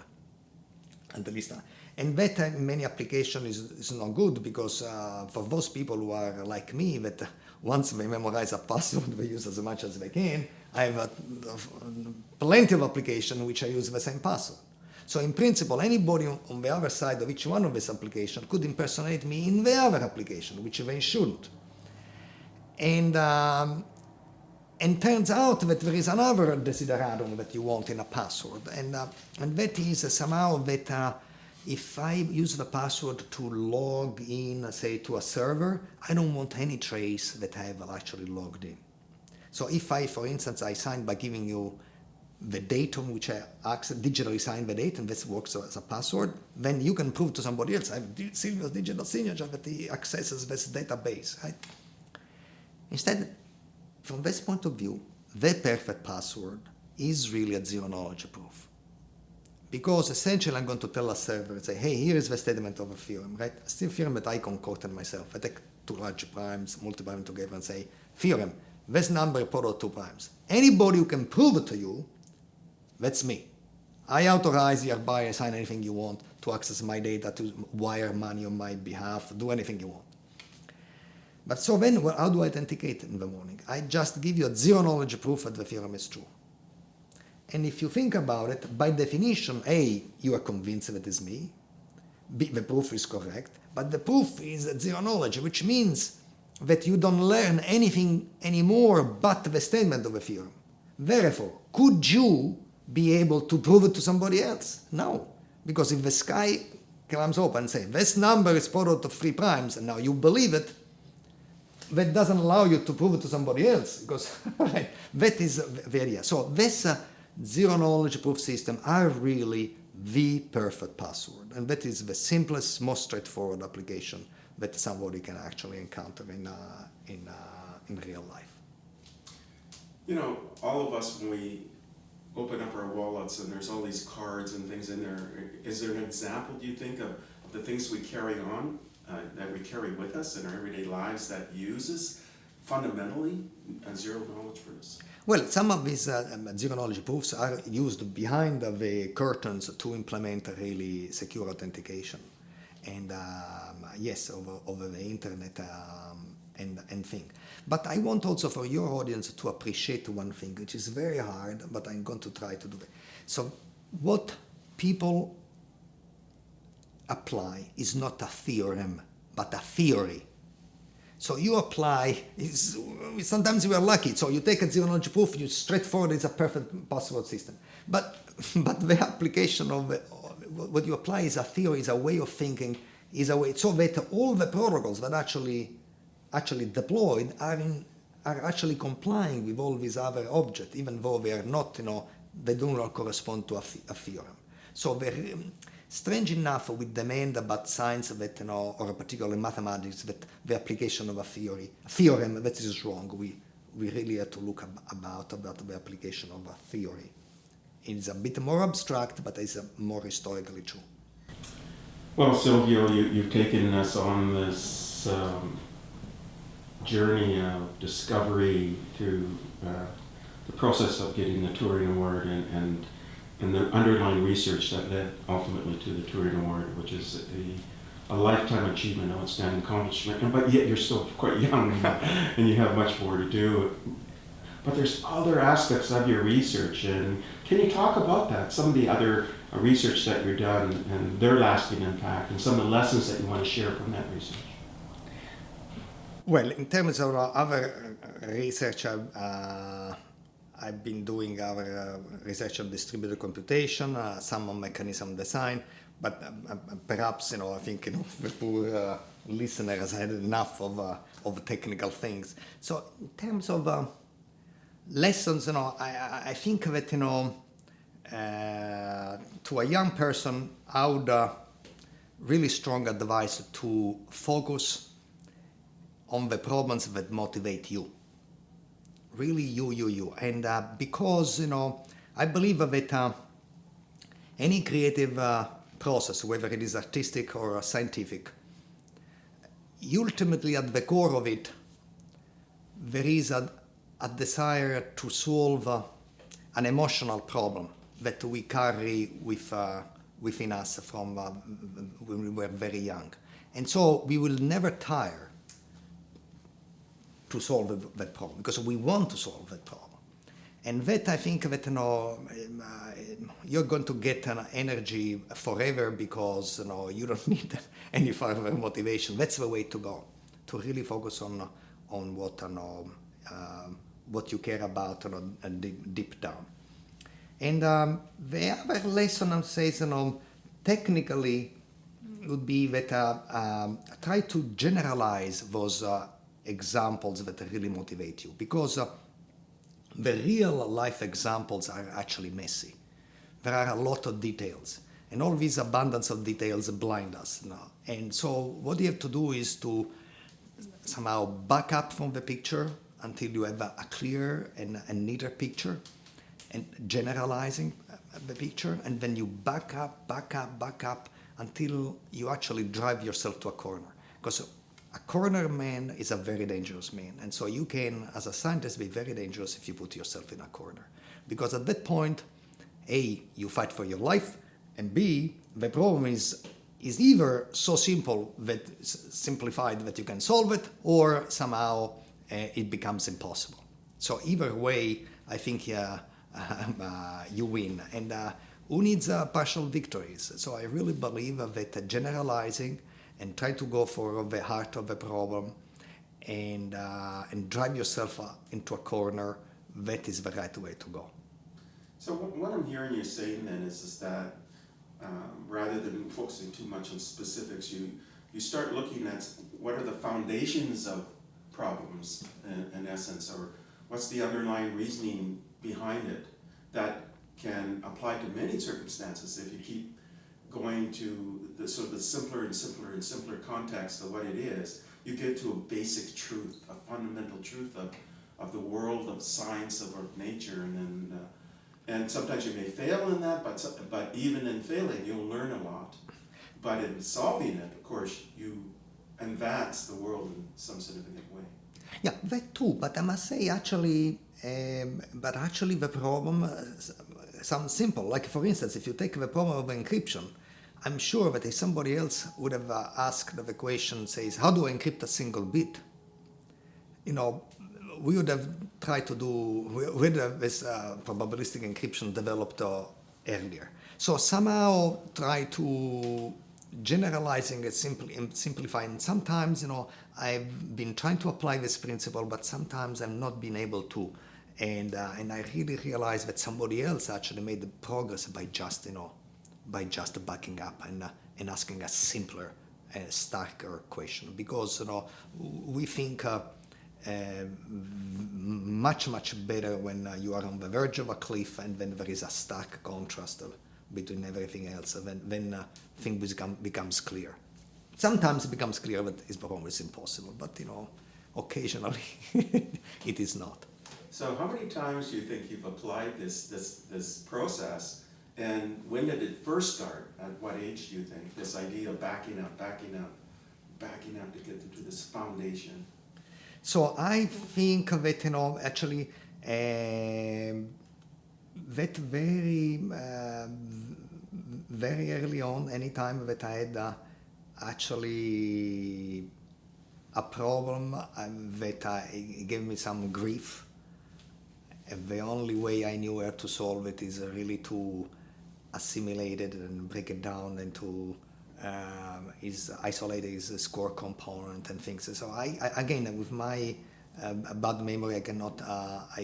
But ever since I remember, if a problem gives me griefs, that's what I do.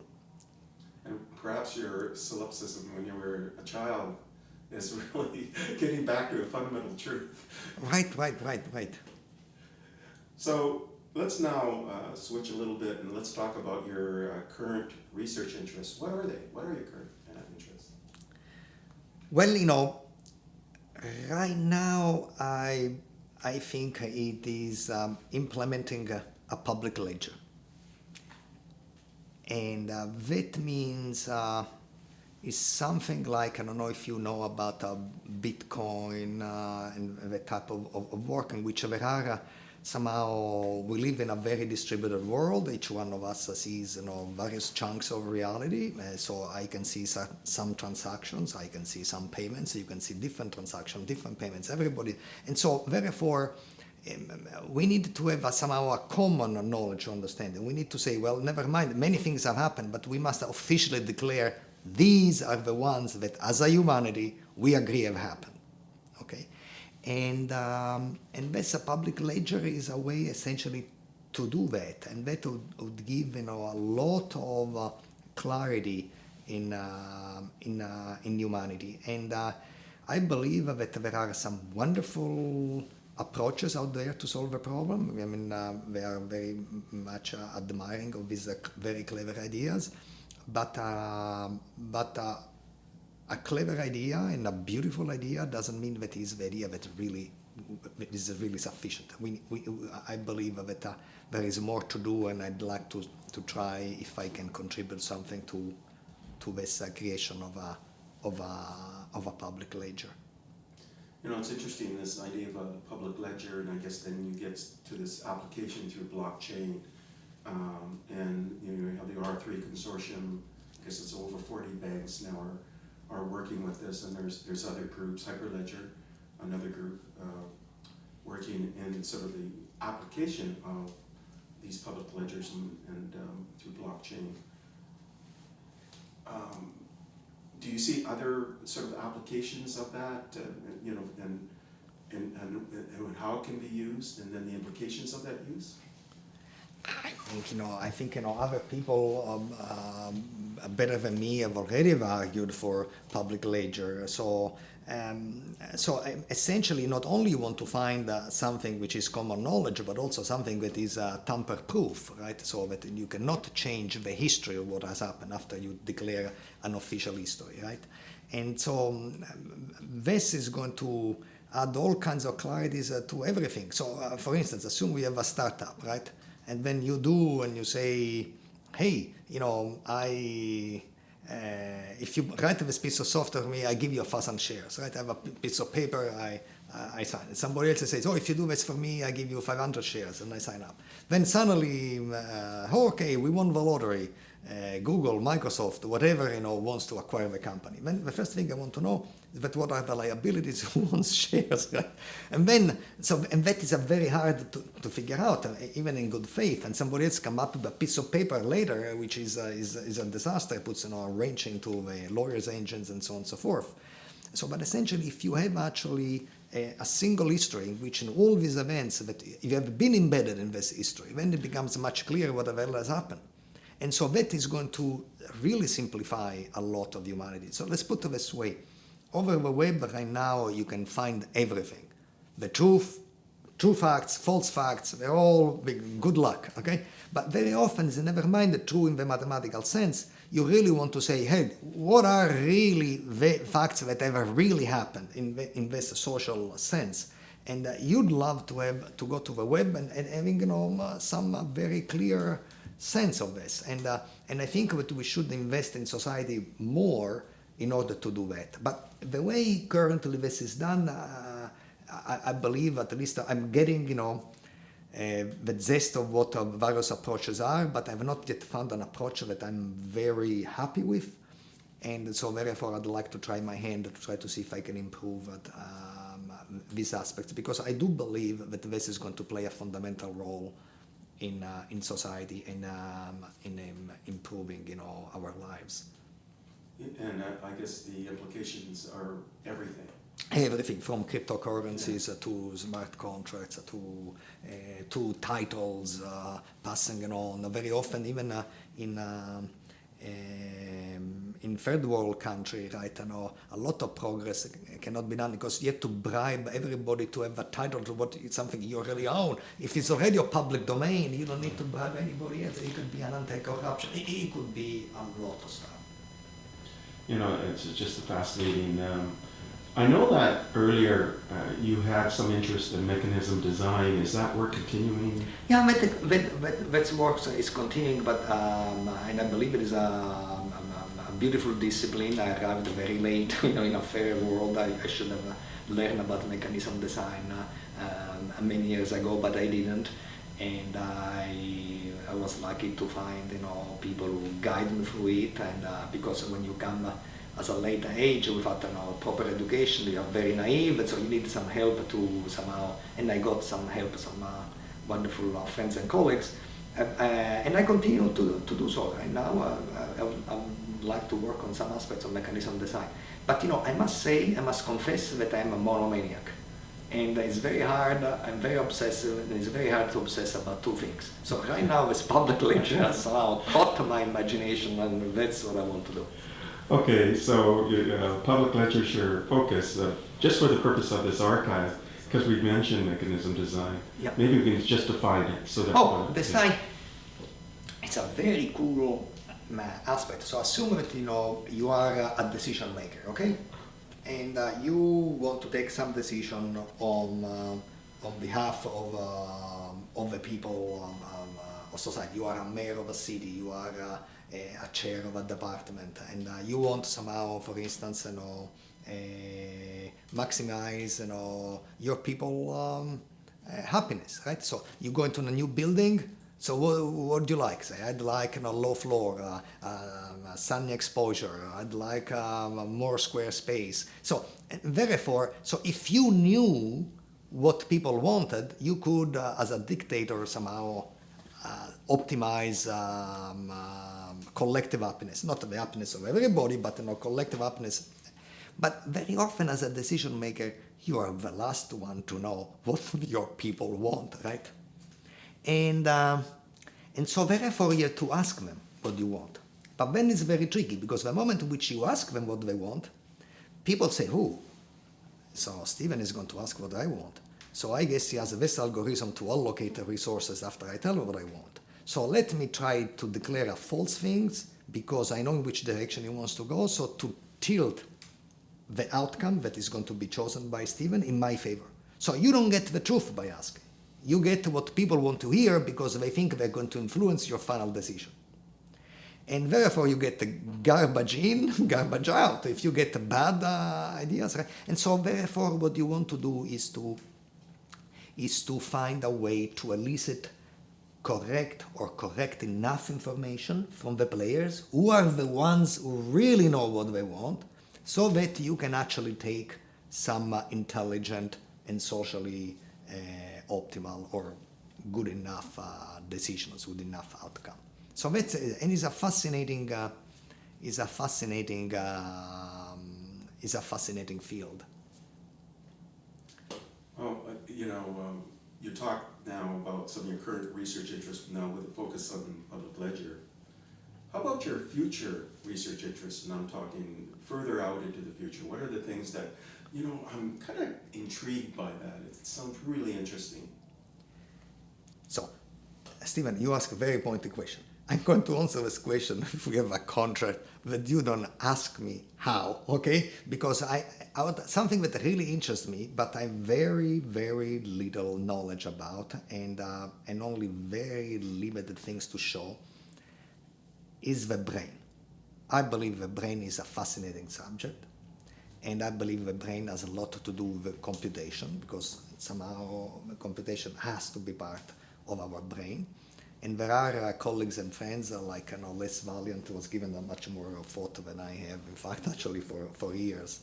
And I believe that is something that, not so much that perhaps I will explore, but that in another life I might have explored. Maybe I will explore it too.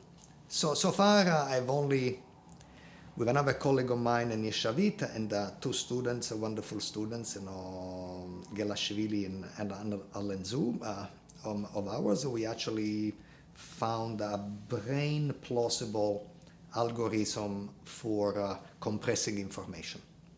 And so it is an algorithm for compressing information that is some biological basis to be credible to happen in the brain. So, is it right? Is that what happens in the brain? That's somewhat less relevant. But the important thing is that to start talking about these things so that we get into the habit of reasoning in this way, and eventually we will find out a lot of things about the brain. And I'm very bullish about our ability to understand it and to bear computational tools in doing so. And it will require a lot of collaboration with biologists and computer scientists and very great mutual understanding. But I think that is a great direction to go.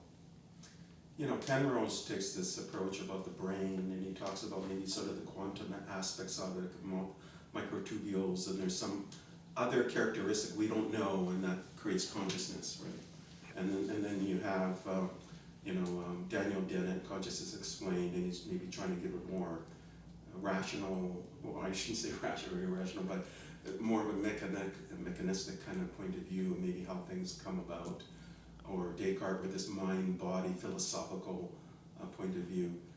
In your approach to this, it sounds like you're taking a computational... Absolutely. There's a process of what makes us who we are. Right, because at the end, I must say, nobody wants to be called, most people don't want to be called a computational machine. But never mind what they want to be called, we do actually compute quite a bit. So my interest, the brain has a lot of things, right, as you say. But one aspect of things, the one that particularly fascinates me, is to say, hey, we must process information, we must store information.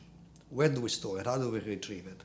How fast can we do it? In fact, actually, at least what I was saying before, how we compress it. Right? So there ought to be even some compression going on. So that's at least there's a little paper that we wrote. We was trying to figure out how do we compress. So if you take, so right now we're taking a video, right, of this interview. Well, there are many more pixels in me right now that there are in the video. And if we take, a lower resolution camera, there would be even less pixels, right? And if you take, a toy camera, even less pixels. But nonetheless, we'll be able to recognize each other from this compression. Why? Because it's a good compression if you somehow maintain angles between vectors and relative magnitudes of vectors, right? And so at the end, and we must do something like this, right? Otherwise, where do we store it? We have a tremendous amount of neurons, but at the same time, it's a finite number, and there is a lot of pixels about reality out there. So we cannot possibly store. We must somehow do. What is really the mechanism for doing so, right?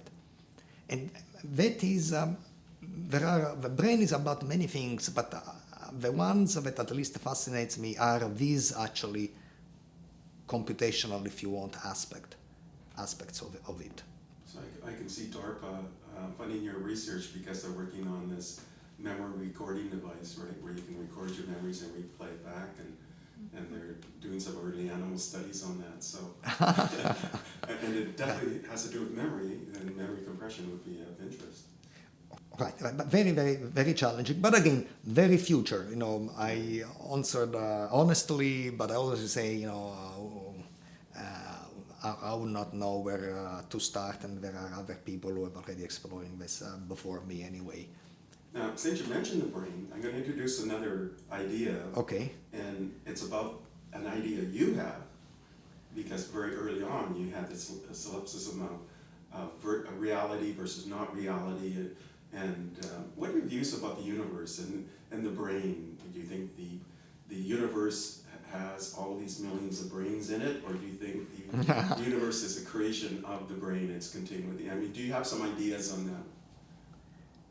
Well, I have some myths about it, yeah. And myths are more powerful than ideas, right? So my myth, which therefore allows me not to explain exactly how, is really that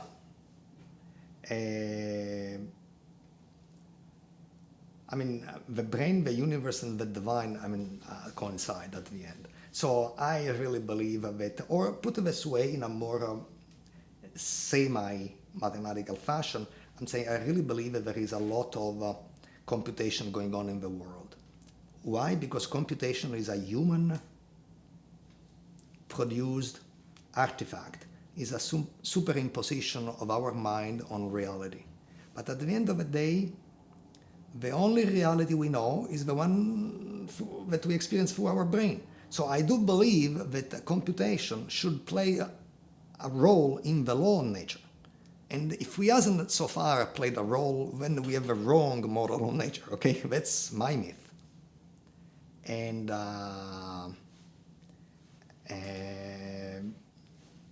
that's it. I see. So maybe even an extension, the universe is digital, right? Or so at some point, so if it is really me in this conversation, is a different story. But I'm saying, if it is not me, right, and if it is, and there is, and we are in it, with our different entities, I do believe that computation must play a role. Must play a role. And so somehow, if you look at our laws, we don't. So we have computational, not even laws. We use them in computer science, but to describe nature, sometimes yes, we have a program to compute the result, but the law doesn't talk about computation. I think if the law doesn't talk about computation because it's so pervasive, in my opinion, in what goes on in our brain and our cells, then we have to rethink our laws if needed to be. Don't ask me how, right? So that's a myth that I have, and I'm sharing my mythology, okay? Oh, well, thank you for sharing some of your mythology, because you know what? It'll get people thinking, right? So, and you're inspirational. So, now, I'd like to talk about, what are some of the most difficult challenges in your research, and then some lessons you've learned from these challenges in your research. Okay, so that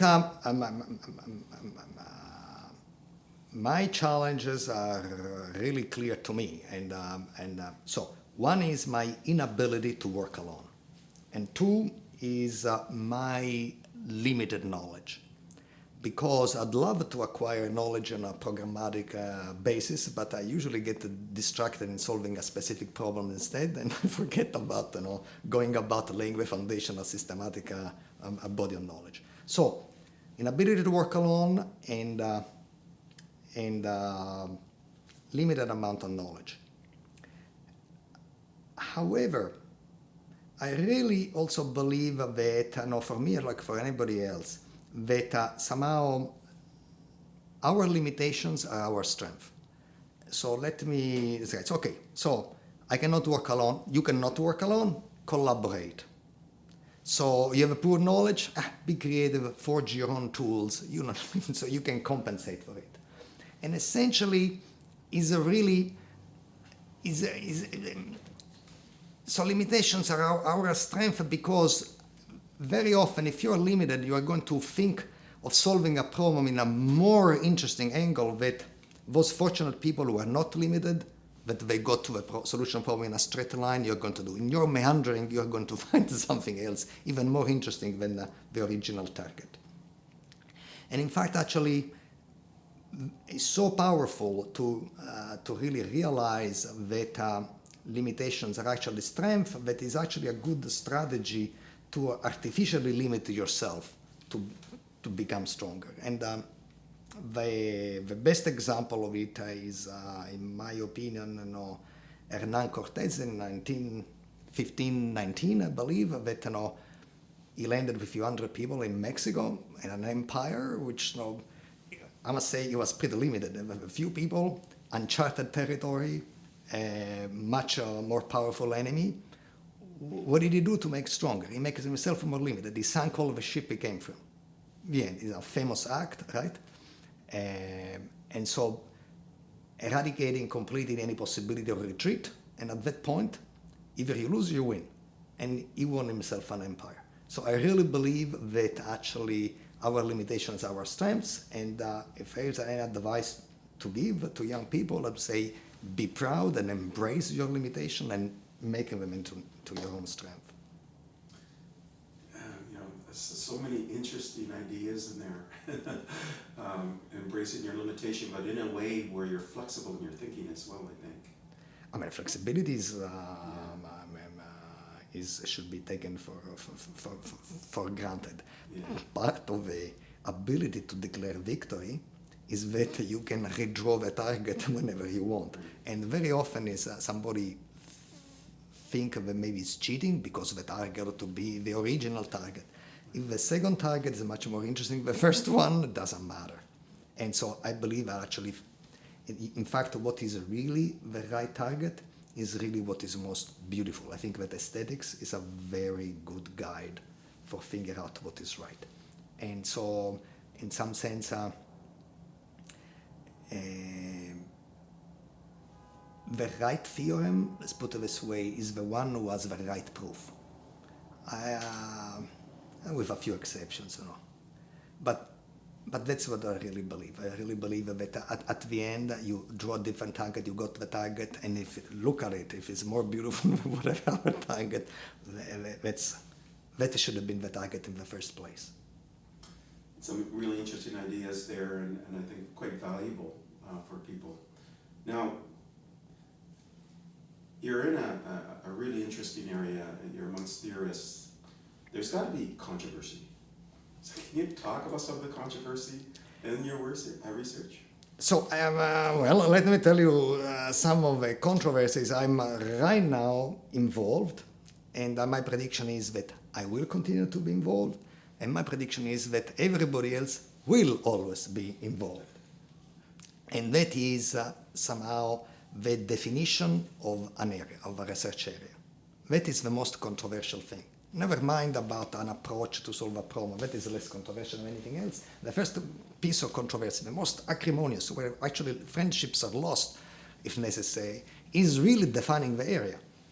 And because I really think that, somehow, if you take about a theoretical computer science, it's a wonderful scientific community. It's an immensely powerful scientific community. We have done as a community a tremendous number of things. In some sense, speaking of Cortés, some kind of like modern day conquistadores that have actually trying to appropriate or contribute to different contribute is better than appropriate to different chunks of science. And so we have been amazingly flexible. But yet, right now, in our conferences, in our journals, what we try to do is that very often you get rejection to say, because this is not theoretical computer science. How can that be? How can it be that we are transformed from the people who wanted to find new problems to solve into the people who should solve the properly set older problems? I find that is very wrong.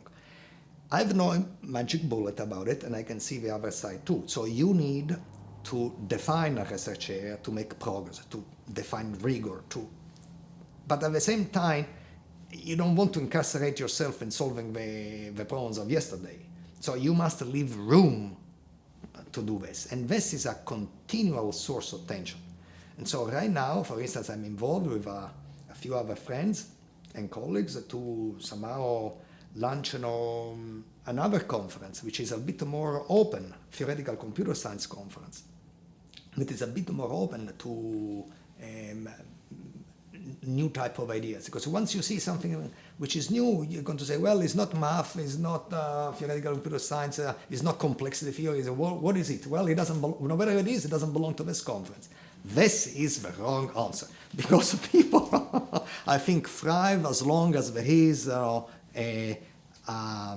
ought to be walls. Now I'm paraphrasing Reagan, but I'm saying, to be walls, but ought to be also doors that allow you to go on the other side of the wall and into the wall. Because otherwise, is a kind of asphyctic. It's not going to be. We are going to define the wrong area. We are going to make a damage. But by the way, that is really contagious in a community. People get offended if the papers are rejected. I'm no exception. And what do we do? And there is a big danger out there in defining area, and there is a great good by properly defining areas. So there is a big tension, and tension creates controversy. That's an interesting perspective, because everywhere I go, there's always talk about interdisciplinary, but it seems to be there's sometimes walls to prevent that kind of interaction, or different ideas, or diverse ideas, or even outlier ideas, or this idea that you're the editor of a prestigious journal, and really it's in your best interest to kind of do the status quo, and if you introduce something that's controversial, that's going to hurt you. Right. Completely correct. So, by the way, interdisciplinary work, I believe, ultimately is the most interesting work, but doesn't mean that you can actually sell it. It may actually be a very lonely and peppered with a lot of sad feelings and rejections, right? I mean, even this very paper on zero knowledge proofs, right? It was rejected 5 times, maybe 4.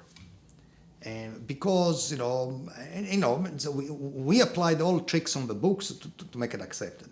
First trick is to change the name so that the people will not recognize it was the same paper that somebody else rejected before, just in case they were. So then we changed the abstract. We changed everything. Nothing. It was scanned every single time. And at some point in time, finally got accepted. And it needed to be accepted. In some sense, of course, Shafi and I and Ragov, which were co-author of this paper, we certainly went around discussing it and presenting these ideas. But there is no such a thing like the imprimatur, the seal of approval that as a major conference has accepted. And that really helped these ideas to take over. So that is very important that we allow this to happen in an official way. And is a kind of a social engineering of a field. I do not know how we can somehow ensure this flexibility, but I think it is very important that we strike a good balance there. So I'm intrigued then, you're going to, or you have this new conference, or you're sort of in the midst of planning a new conference? It's now I guess is I want to say a 3 years old experiment. Right. And still there are some very nice papers which came out, but I believe that it should be improved, should be nurtured, should be and we argue with each other on what is the right way to somehow to publicize it, to convince people to publish here. Because again, very often, see, there is the prestigious conference of the thing, where you'd like to be published, right? Well, some people, and we cannot necessarily blame them, that there should be one conference instead of the innovative conference, right? So it's a very, very, very tricky. So I really believe that this aspect of science will always be the most contagious aspect of this wonderful enterprise. But it sounds like your community is probably one of the most open-minded in that sense. Absolutely. And yet, everything is relative. So even the most open-minded community should be more open-minded, okay? At least according to some. Okay. That's great. Okay, now can you describe the types of research being created or updated that will drive our experiences in the future, maybe it's 5 or 10 years, and what this experience will look like? Can you sort of paint a picture what it is? Absolutely not. Okay. Because I really believe that if we can predict 10 years out, the future would be boring. So I really like surprises, and those ones I cannot predict by definition. Silvio, what specific challenges in your education at the University of Rome and in Berkeley were catalysts to inflection points in your lifetime of contributions, and then how and why did this happen? How and why? How much time we have? So, well, let me tell you one thing. It was not a linear path, and I believe that any scientific journey or any personal journey is a path of self-discovery, and self-discovery is a tortuous path. And so mine is no exception. And so I turned directions several times. Every time that I turned direction, there was responsibility for a particular person at the turn that maybe make the attack. And after the attack, I really knew myself better. I knew better what I wanted. That is only as good as to the next turn, okay? But at least I felt that I was improving and focusing, honing whatever I want. So my personal journey now is at the university level starts at the University of Rome, La Sapienza, in Italy. And Italy has a wonderful academic system. At least it worked for me. Is a system in which you can follow 4 yearly courses, no semester, trimesters, just from the fall up to the beginning of the summer. And then you follow how many courses you want, and then you give a test. You test whenever you want. So in fact, you can follow 4 courses, and then say a month later at the end, you take one exam, maybe another month later you take another exam, then you have the summer to mull it over, and before the courses start in September, you take another exam, and so forth. You test whenever you feel ready. For me, that was great because, I get to take sidetracked to things that I like, to the detriment of other things. And so if I should be tested, at the end of the year or anything, at least I pass on one and I fell in free. And so that system allowed me to survive, and I'm very grateful. And it's a very high road system. So you are entrusted to figure out what is best for you, and you're treated as an adult, and that's it worked.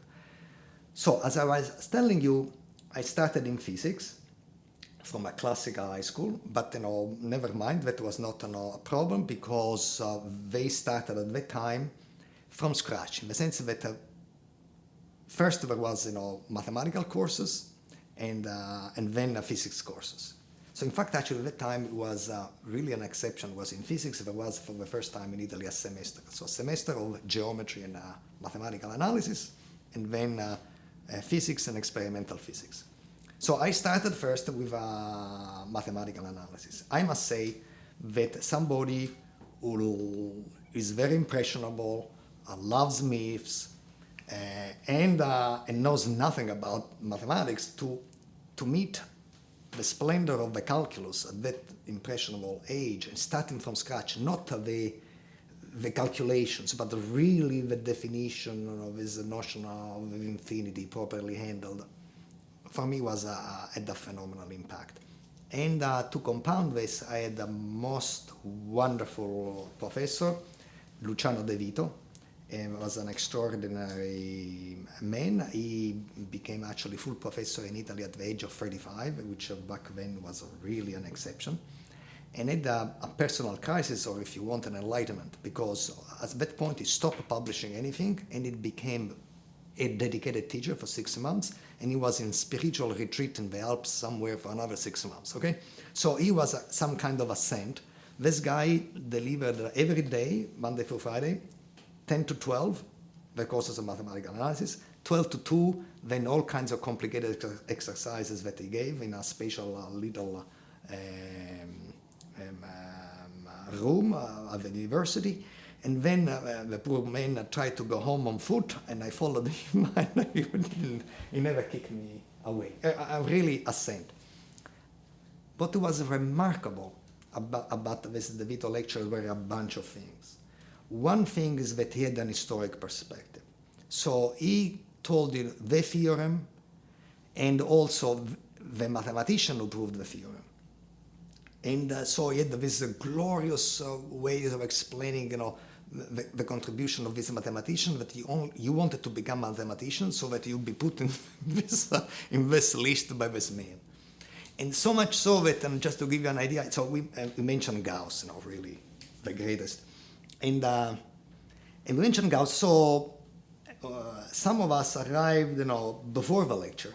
And in the full board, right, so we put a gigantic drawing of Gauss. And so De Vito came in, I saw Gauss on the board, he says, so the supreme, and they refused to erase the picture. And so all lecture was conducted in a corner of the board, which was left empty, and we never did it again because that lecture wasn't so clear. We didn't have enough room space. Just to give you an idea. So he had this really historical perspective, which is very rare, because most of the people go directly to the theorem and now who cares about who invented it. So that was very inspirational in that way. The other thing is that this guy really required us to reinvent the material. He only suggested problems. Very hard thing to do. I cannot imagine the level of preparation in which you define nothing, but you let the people, the audience define things, to drive a discussion so that somehow the right definition without too much intervention is actually gotten. And then, after you define, you have to find the tools for solving the problem, so the techniques, the thing. So the entire culture, it has let us did it from scratch. Really a miracle. So at that point, A, I'm a kind of an obsessive personality. B, I have not yet taken physics. So at this point, he says, who cares about physics? So I want to become a mathematician. In fact, what I want to do is mathematical analysis. So I had this conversation with De Vito and say, I really thank you. I love the material. Thank you very much. I really want to become a mathematician and do mathematical analysis and think. He says, no. So what do you mean, no? He says, no, it was a kind of old world-fashioned thing to do, to ask the blessing of the teacher to do this transition, but he denied any permission, any blessing. He said that for ambitious young men, analysis was for older folks like him. He was 45 at the time. And he felt that, no way that he would allow me to go to do mathematical analysis. There are much better problems to be solved in physics, and I should stick to physics. So then what I did is that actually to convince him otherwise, I solved another problem that he gave, and I realized that he cared about this problem, so I really worked very hard the second year, now Calculus 2, to only solve that problem. At the end of the day, I gave him the solution to this problem. I knew nothing about the rest of the material, let alone Physics 1 and Physics 2, the whole shebang. So, but I solved the problem. And now I say, dear sir, I think now I need your blessing. So then the guy says, well, it's okay. It's perhaps a blessing could be done, but on two conditions. That I do not do mathematics analysis at all costs, but how focus, and he did not use the term, but essentially he described the world of Gödel, the world of Turing, to say you have to do computational, you have to do theoretical computer science, if you will. He didn't use the term, but that's what he said. I said, thank you very much, and I changed. So now, it's my first change, I changed from physics to mathematics.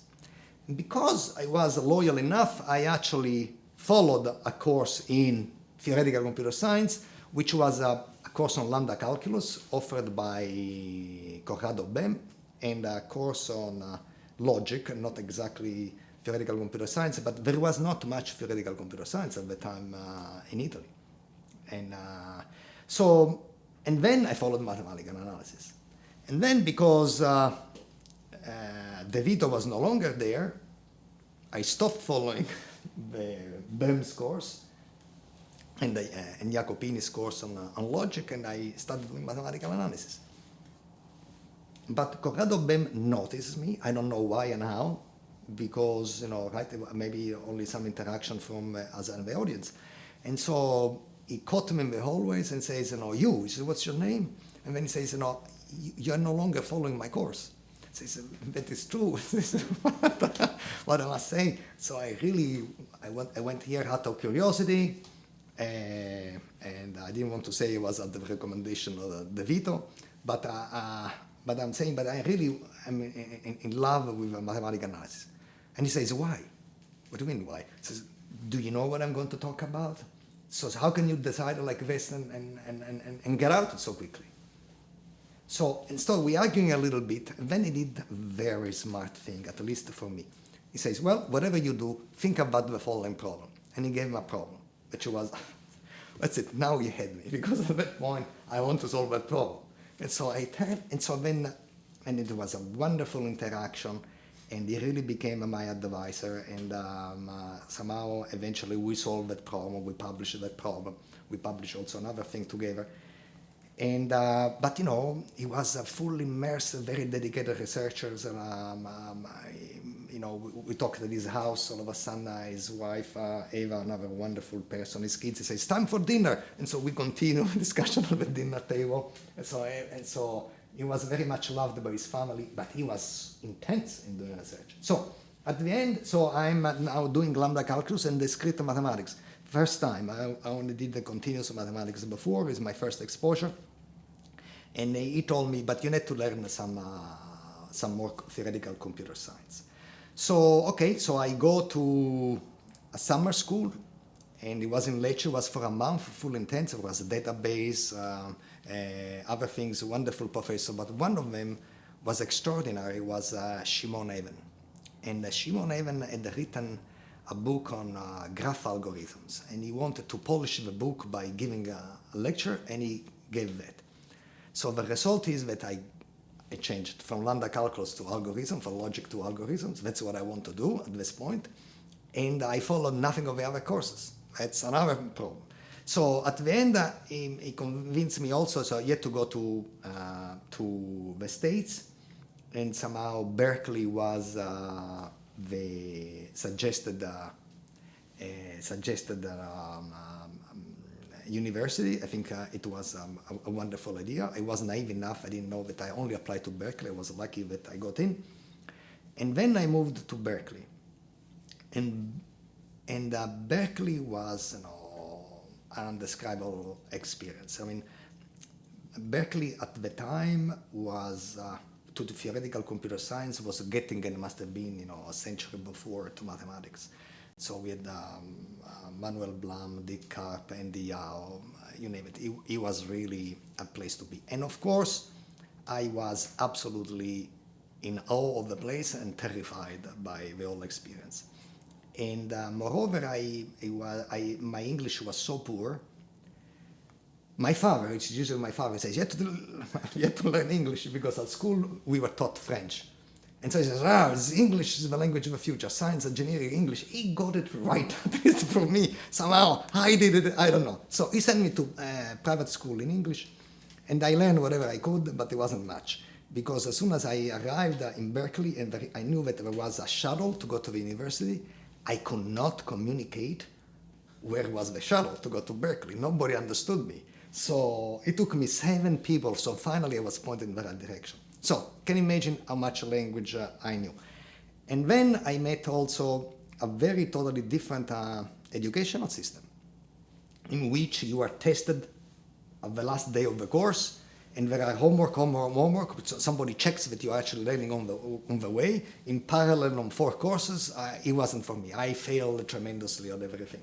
So I decided somehow I must find some way to declare victory and go home. Pack my bags.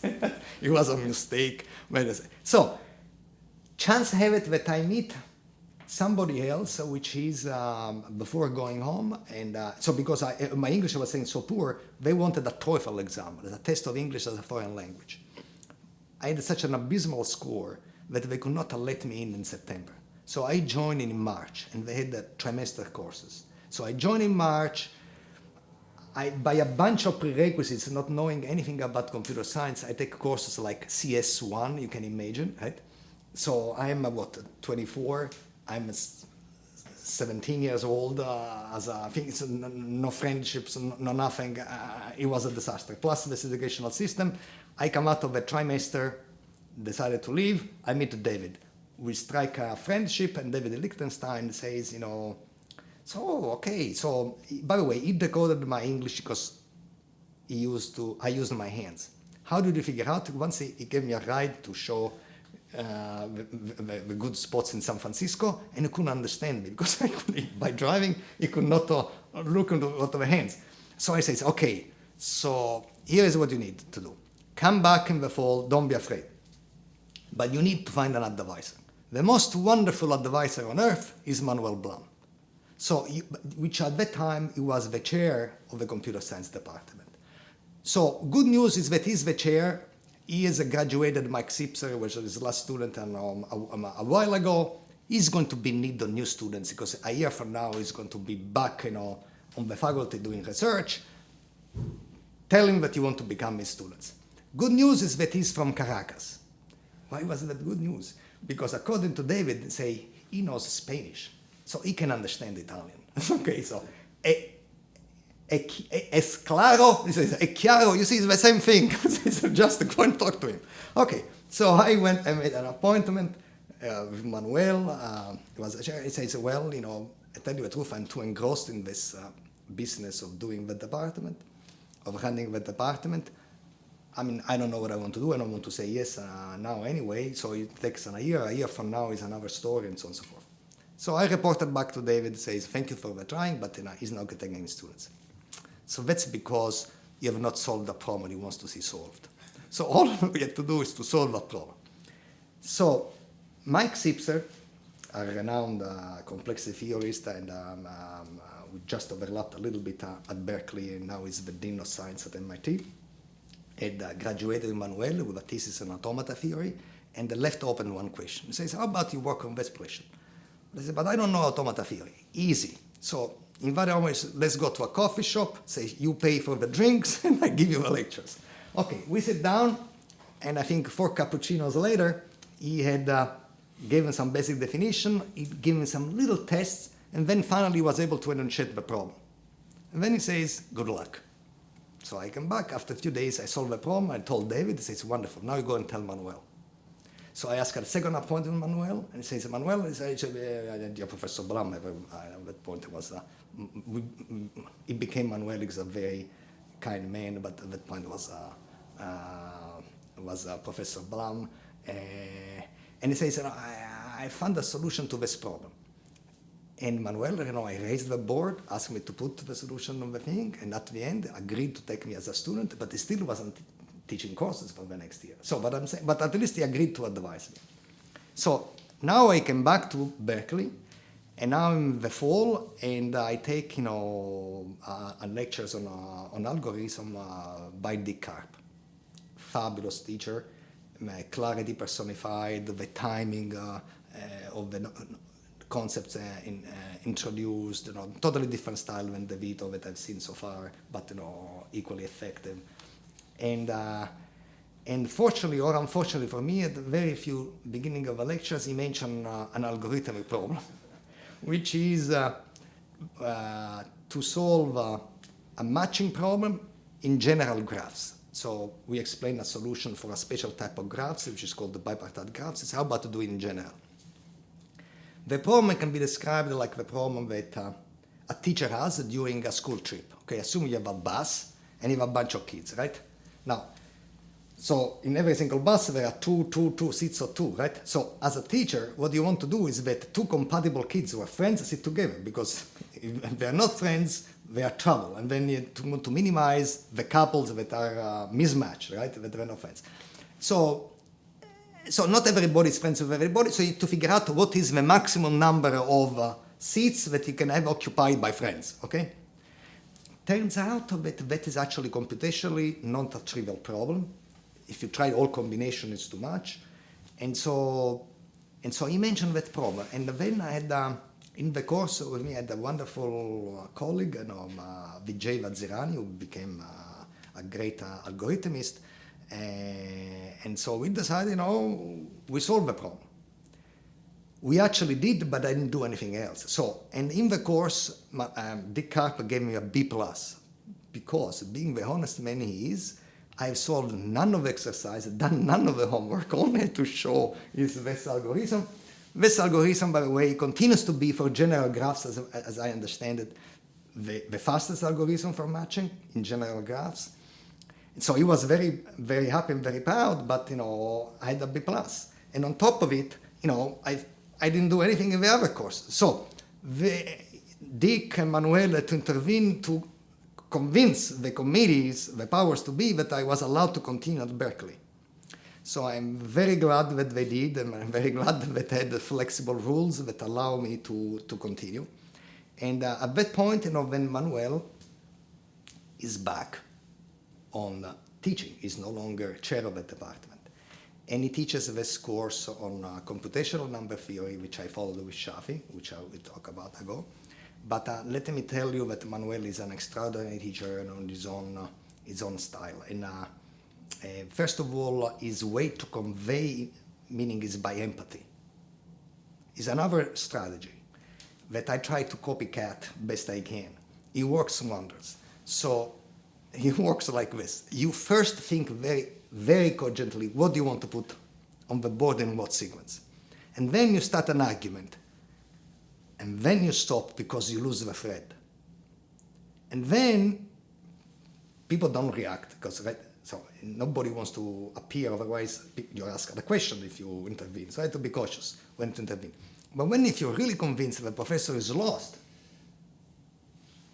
and you really look in anguish, when everybody starts saying, you could do this, when he says, okay, you can do this, when you get stuck, oh, you could do that, you could do that. At the end, we solved the problem. And we really understood the problem.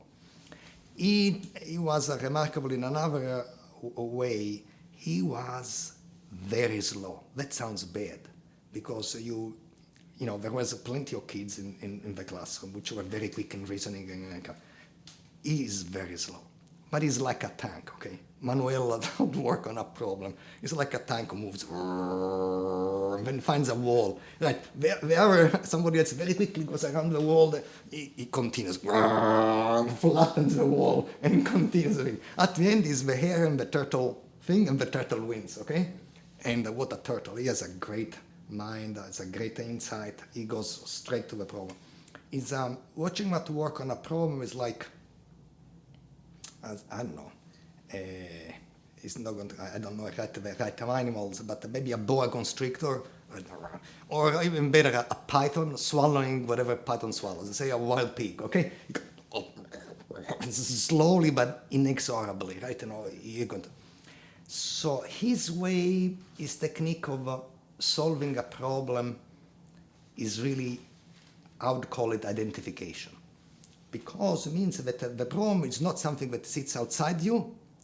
Now the problem is you. You became the problem, or the problem became you. And if the problem becomes you, you are going to solve the problem in this life or the next. And that's how we solve the problem. You really totally metabolize them, and then things, at least for him, became easy. It was a great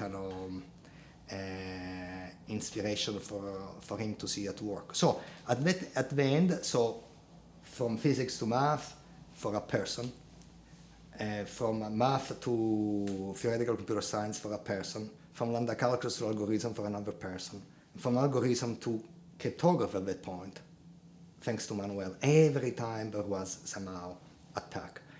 And in all this, if I had to describe the how and why, I cannot be silent about my traveling companions. I mean, Shafi, of course, whom I mentioned, Vijay, whom I mentioned, and Mike Luby, the inventor of the tornado codes, Mike Sipser, I mentioned. So this was a kind of, co-conspirators, a kind of a band of brothers who really gave each other tremendous support, and really a chamber of resonance of whatever we do. And when you see other people doing things meaningfully and believing it and making progress and sharing with you, and we were poor but happy, was a phenomenal thing. So I tell you the truth, I would not know what would have happened if I didn't have not only the professor I had, but actually the fellow classmates that I had.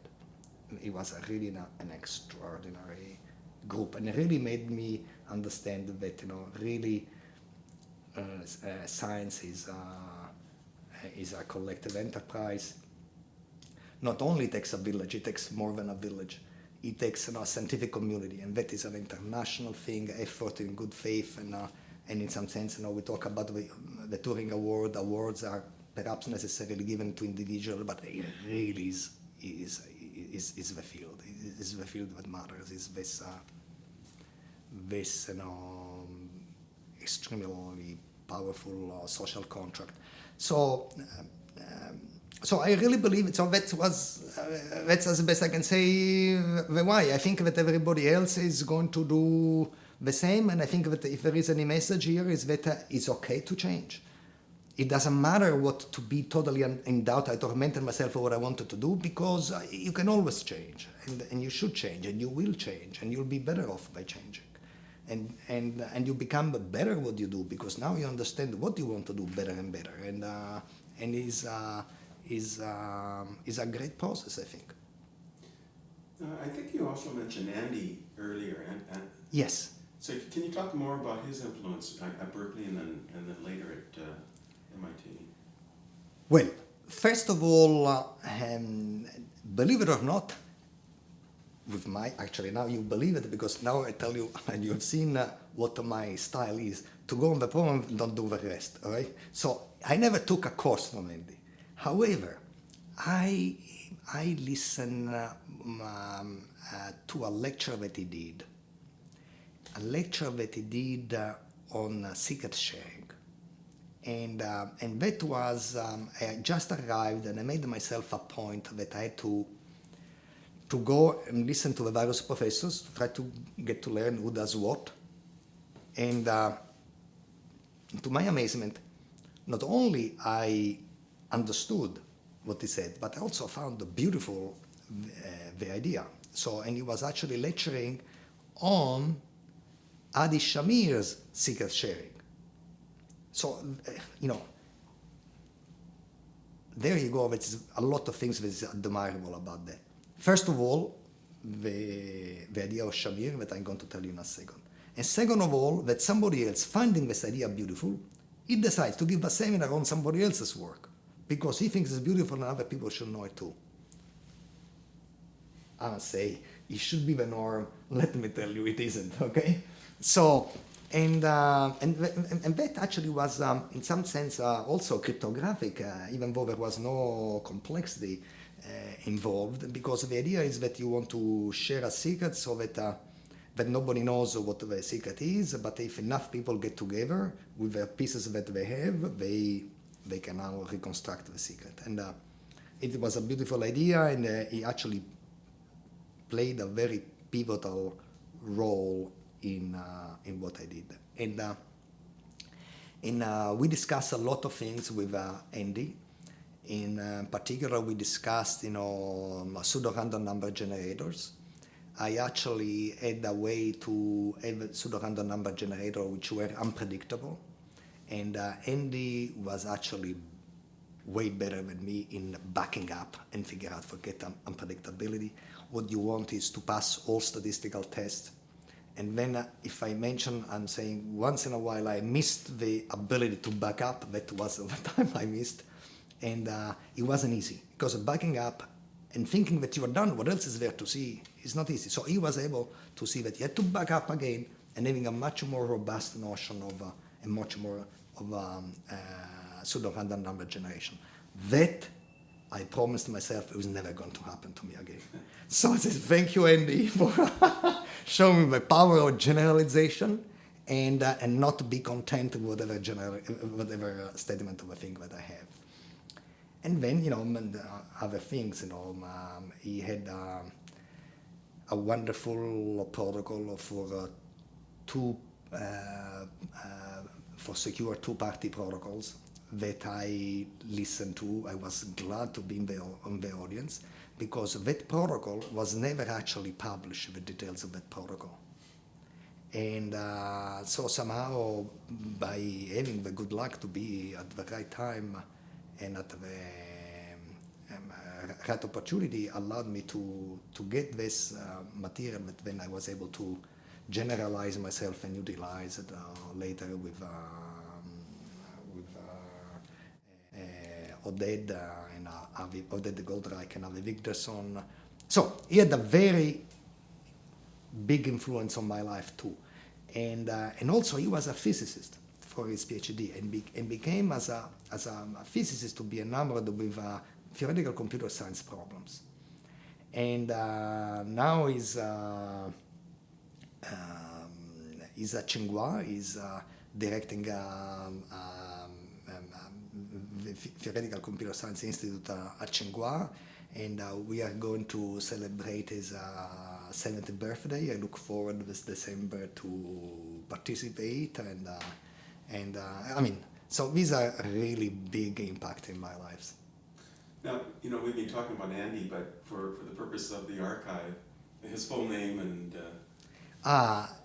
Andrew Chi-Chung Yao. Okay, and yeah, he's a Turing Award winner. I must say Manuel is a Turing Award winner. Dick Karp is a Turing Award winner. So you can imagine what Berkeley was when I arrived. At the time, neither of them had the Turing Award, but that didn't stop anybody to realize the magnitude of whatever was going on at Berkeley at the time. You've had this journey where you've been given the ability to show your talent by solving problems, by being challenged, by taking paths that a lot of people don't take. So how does that impact your interaction with your students, with your undergrads and your graduate students? Okay, so then I must say I try to be flexible. One thing that actually I realize is that, I do not have any rules and it says you can work on anything you want. I'm here to help you know anything I want. I'm actually try to interact as much as I can with my students.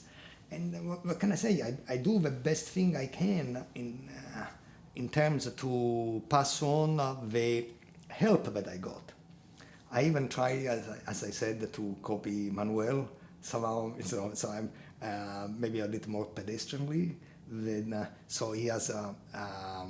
If I'm not good at faking that I'm getting lost, at least I can pretend I have a backache to generate empathy and therefore enhancing understanding. So whatever it is, so I try to get it back, and in some ways I have my own style too, and I try to push it. But I try to. I've already assimilated a lot. So in some sense, in my style, there is embedded all this other style as well. At least I try to embed them as well. Even though I may not do it justice, right? They were the masters of one particular style, and I do my best in my own.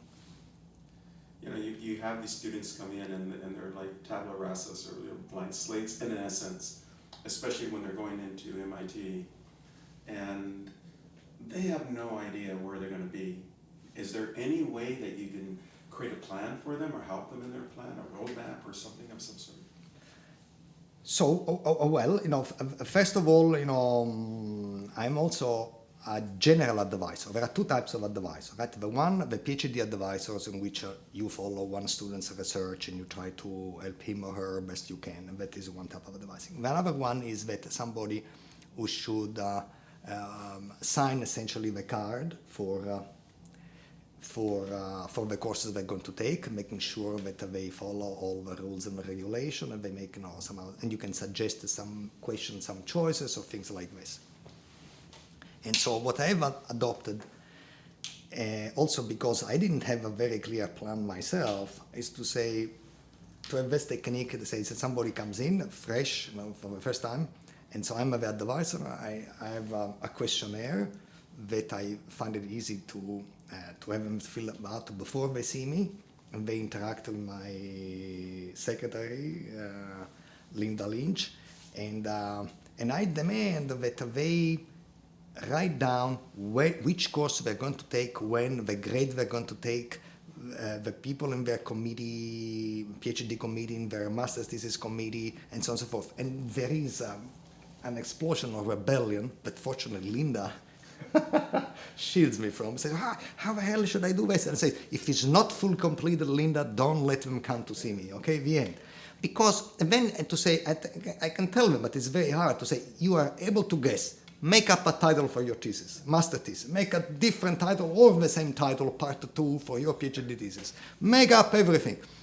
And so somehow one misses actually a little bit about, what is the grand plan. So, and you go semester by semester and you don't do. And I really want to make sure that, people do. And another thing is very often is, for those who want to go in academia and need the letter of recommendation, believe it or not, then you need the 3 letters of presentation.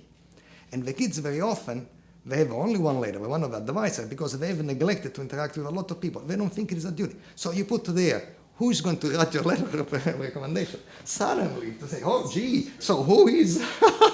So then starts year 2, year 3, they start, interacting with people who should write the letter. Otherwise, they write a very generic letter. They took my course, you got an A+, good luck. This is not enough, right? Okay, good. And then, and people are, but students are wonderful. They're really the reason for which, this is the best job on earth, at least if you ask me. And they are really unique individual, and I must say I learn from them at least as much as they learn from me.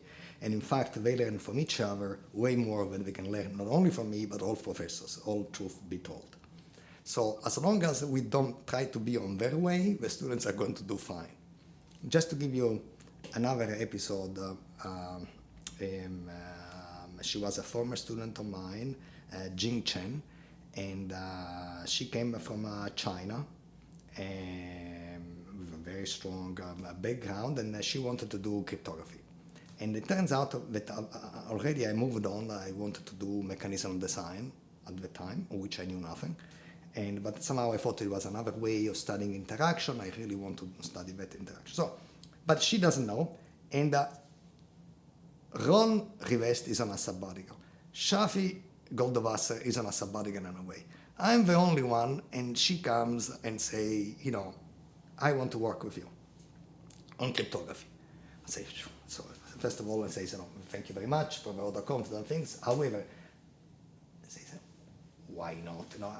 Let me actually take a easy way out. She says, okay, your first assignment is to read this impenetrable paper of mine that I myself cannot read after 3 years I've written it. And it says, read this paper and come to see me. I'm saying, this woman is going to disappear. Right? I'm never going to see her again. I solve the problem. So she comes back, so 1 week later, and she has really annotated on the margins way more than I've written in print in the thing. And it says, you know what, I think there is an error. So at this point, I said, oh my God, this is okay. We better read. Okay? So, And all of a sudden I say, what the hell was I meaning here? And I had to understand what I had done myself, which my memory is really to start from scratch. So fortunately at the end was a very subtle definitional issue. But at that point I realized this woman is very talented because that was a very hidden stuff. So I said, okay, pardon my thing, let me confess my malice. I'm saying I apologize for having you to read this paper. The truth is, I'm changing fields. I no longer want to work in cryptography. I cannot therefore advise you in cryptography because I'm working, what do you work on? A mechanism design. And says, what is this? He says, it says this and this and this, whatever I told you. But I say, well, and says, all right, so how about we work together on mechanism design? No. So I have a position of responsibility here. I know nothing about the subject. I cannot in good conscience accept you as something, as a student in a subject on which I know nothing about it. And she goes, well, then how about we learn it together? So then I said, okay, you are on. Okay, so then we started reading together, and then so it's really, it's a great, students are great, and this is a great job. So Silvio, we're going to explore some other areas of your background. You co-founded the Information and Security Group. Can you tell me more about that? Maybe some of your objectives, both long and short term. Oh, it's very simple. It's to foster interest, education, and research in cryptography. That's it. That's a very clean agenda. Yeah, and I guess it speaks to just all of the passions you have. And, one of the things I want to mention is that we've been doing this interview now for hours, and your energy still sustains, and it's amazing. Thanks. I can see why you have these students that stay with you and probably will follow you forever because of the passion you have, and it comes across. So thank you for infusing us with that passion. Oh, thank you for your question. You are pretty intense. Okay, the next question is about, and I'm going to use the word passion again. Your passion about the advances in computing research, this multi-volume series that you've worked on. Tell me more about that. Okay, so I was the editor. It was the first time that I was editor of a book. It was a book collecting articles in what was then a very, and continues to be, a very hot topic, and which is the use of randomization in computation. And that is this, still in some sense a mysterious phenomenon, particularly for someone who has never heard about it, that somehow the ability to toss coins translates into the ability of computing what you want faster. And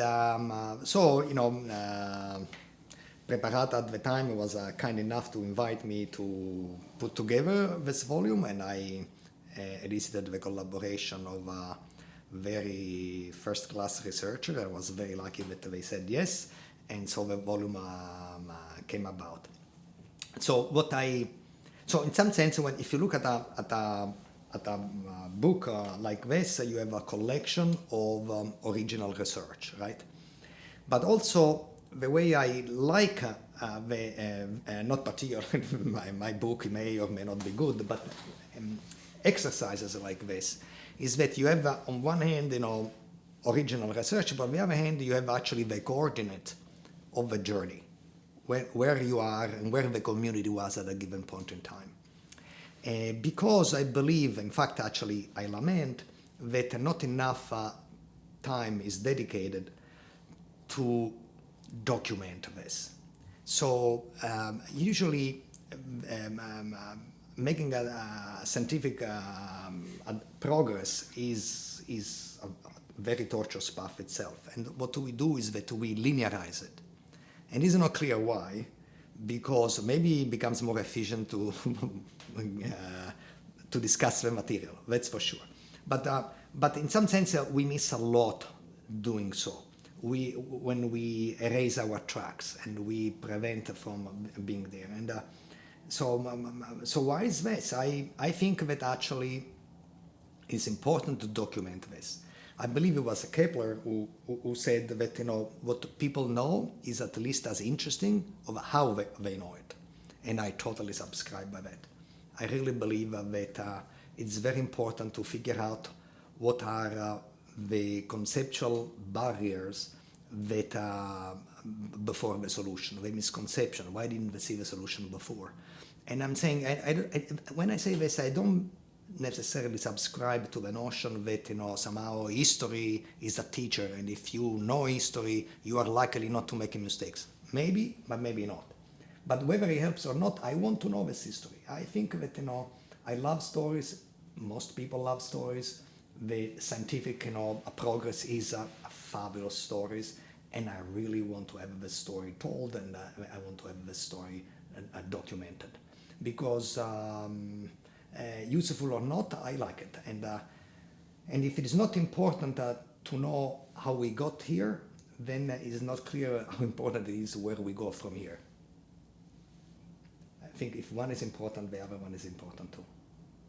Well, that's an interesting insight, and I guess this idea that you're not really a subscriber to this notion that those who forget the past are doomed to repeat it. It's not. You're not about that. It's more about. I love the process. Yeah. I love the journey. Even for his own sake, I found it intrinsic value in the path that was actually taken, particularly if we understand what was going on at that time. I mean,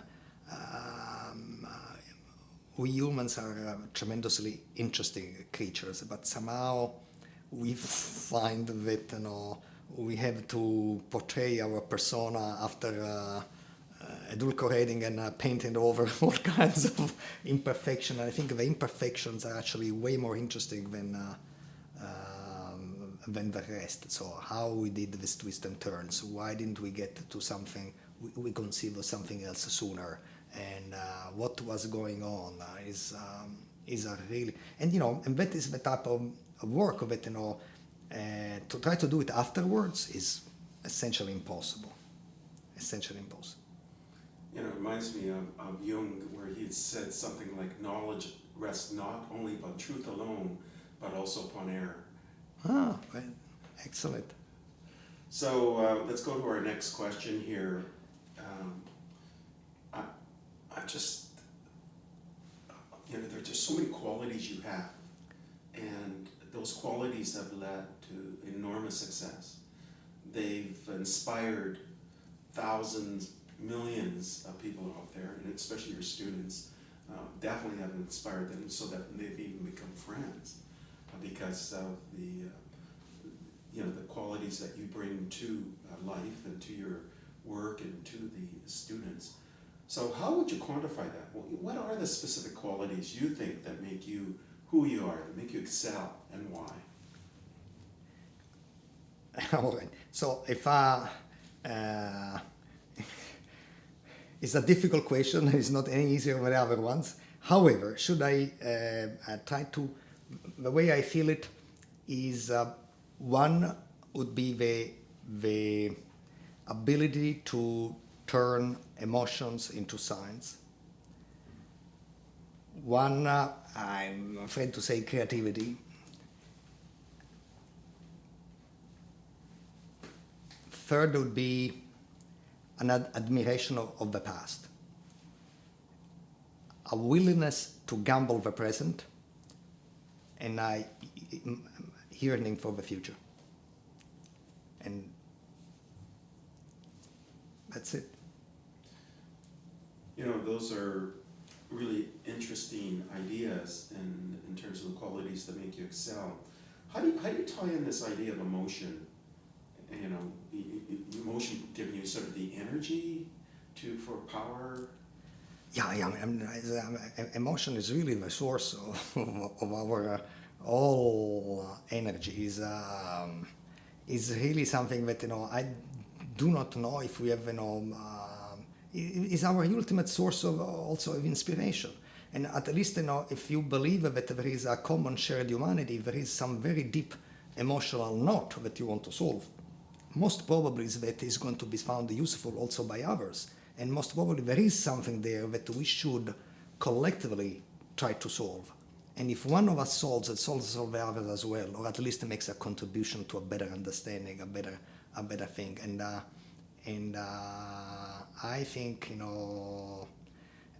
scientist or artist, it doesn't matter. That is what we drives us. And you talked about admiring in the past, and we talked about that in prior questions. And I guess this idea of gambling in the present is being able to take risk, Yes. tackle novel ideas, outlier ideas, Yes. and even tying into this conference, this new conference, where it's very interdisciplinary, and seeking other people's way of thinking and not being sort of locked, stuck into Yes. old thinking. So, and then yearning for the future. I guess you're always doing that. We all should. That's a common shared interest. Okay, past, present, and future then, can you name 3 or more who inspire you, and why is this so? All right. So first of all, let me try to make sure that, I will not rename anybody who I've already mentioned, okay? Because, so I would start necessarily so, and I think I should be in great company with Archimedes, Newton, and Galileo. I think, and just for their holistic approach to science, they are really my heroes. If you a bit more recently, but not so recently, I would say Hilbert and Einstein. And never mind, they were great minds, but I really admire them also for their romanticism in being a scientist with really a heart. And then I'm very much, admire our founder, Alan Turing, for his uncanny ability to solve a problem by conceptualization, in which somehow you really understand the problem so well that at the very end, by magic, the solution should sound trivial if you really solve it in the Alan Turing fashion. And a bit my contemporaries, whom I mentioned and really admire a lot, is Michael Rabin for his perpetual quest of what is relevant, that it should really drive all scientists. And among my actually schoolmates, if you will, Charlie Rakoff, Oded Goldreich, and Avi Vigdasson, who are amazing thinkers who really shaped my way of understanding the field by arguing with me vehemently and and constantly about what the field is about, what matters, what should not matter, and they have contributed way more than whatever papers we wrote together in enhancing my understanding of computer science or science at large. We're getting close to some of the questions we're going to ask here. This is pretty free form. Now you choose the topic area. What do you see some of the top challenges facing us today, and do you even have any solutions you can propose? Wow. So I think I'm afraid that I'm a bit repeating myself, because one of the brain is really, in my opinion, the one that is really a challenge, and a related one is really education. In a time of hyper specialization, I believe that this prevents us from solving so very, very, very big problems like the brain, and so we must find very better ways somehow to have this material penetrate the curriculum even until farther and farther back, so that we have a very intuitive notion of, in this case, biology, neurobiology, computation, so that we are able to solve this problem. Of course, to solve a problem like the brain or anything else, all you need is one person with the right makeup, and that's it, problem solved. But if you want to generalize this, and if you really want to have, accelerate the process, and if you want to have a more chance of succeeding, then you need, to recruit more people and to have more synergy. And I think that education is and will always be a challenge. And I remember hearing that even beyond the planet, you have this idea of maybe we should be trapped on this planet, or maybe we should look beyond this planet. Do you want to explore that at all? Or? Oh, yes, that is a total, I think it is a necessity. I think that we should be able to leave the planet sooner than later. I believe that somehow we are trapped on the surface of a very small sphere, and the sphere looked bigger before than it does now. And I feel that we are not equipped as humanity to live in so confined a space. And I think it would be very detrimental to our collective psyche if we are not able to do it. And one can actually say, sure, but there is all kinds of other infinity of thoughts or whatever that you can do. Yes, maybe. But somehow, if you take, even right now, you look at how many times we use the word journey.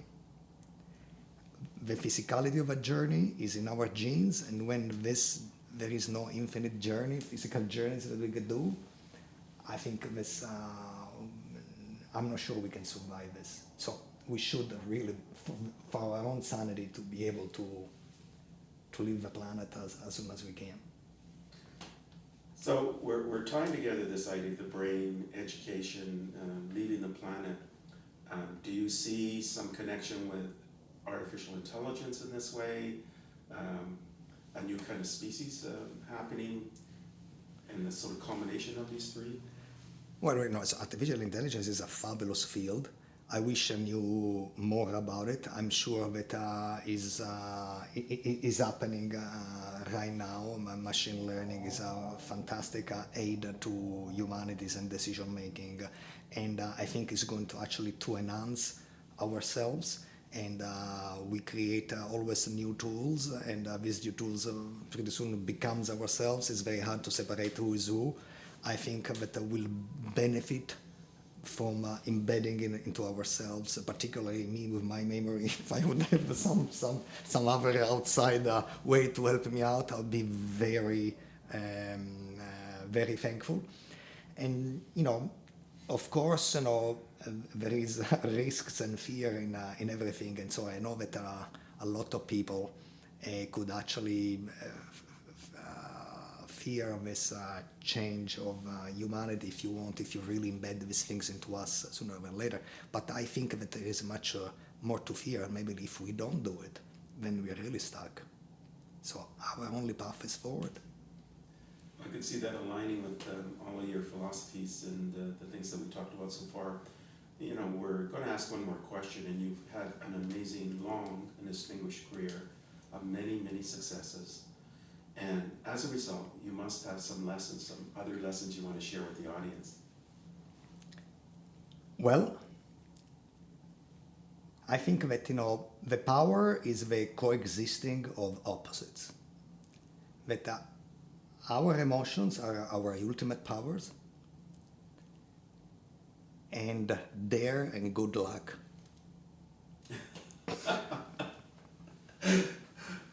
I just love that. So Silvio, thank you for coming in today. We talked about your family background in early life, and then we discussed your Turing Award in research, and we followed that by your educational journey, and we examined some broader questions, and you shared so much. And I want to thank you for taking the time to share via this Turing Award Winners Project so many of your experiences. I know it's going to be valuable for generations and hundreds of years to come. Thank you very much, Stephen. It's been a pleasure, and you asked tremendous questions. Thanks. Hey! Thanks a lot. Thank you. Guys. Thank you, guys. Thank you so much. Thank you so much. That was amazing.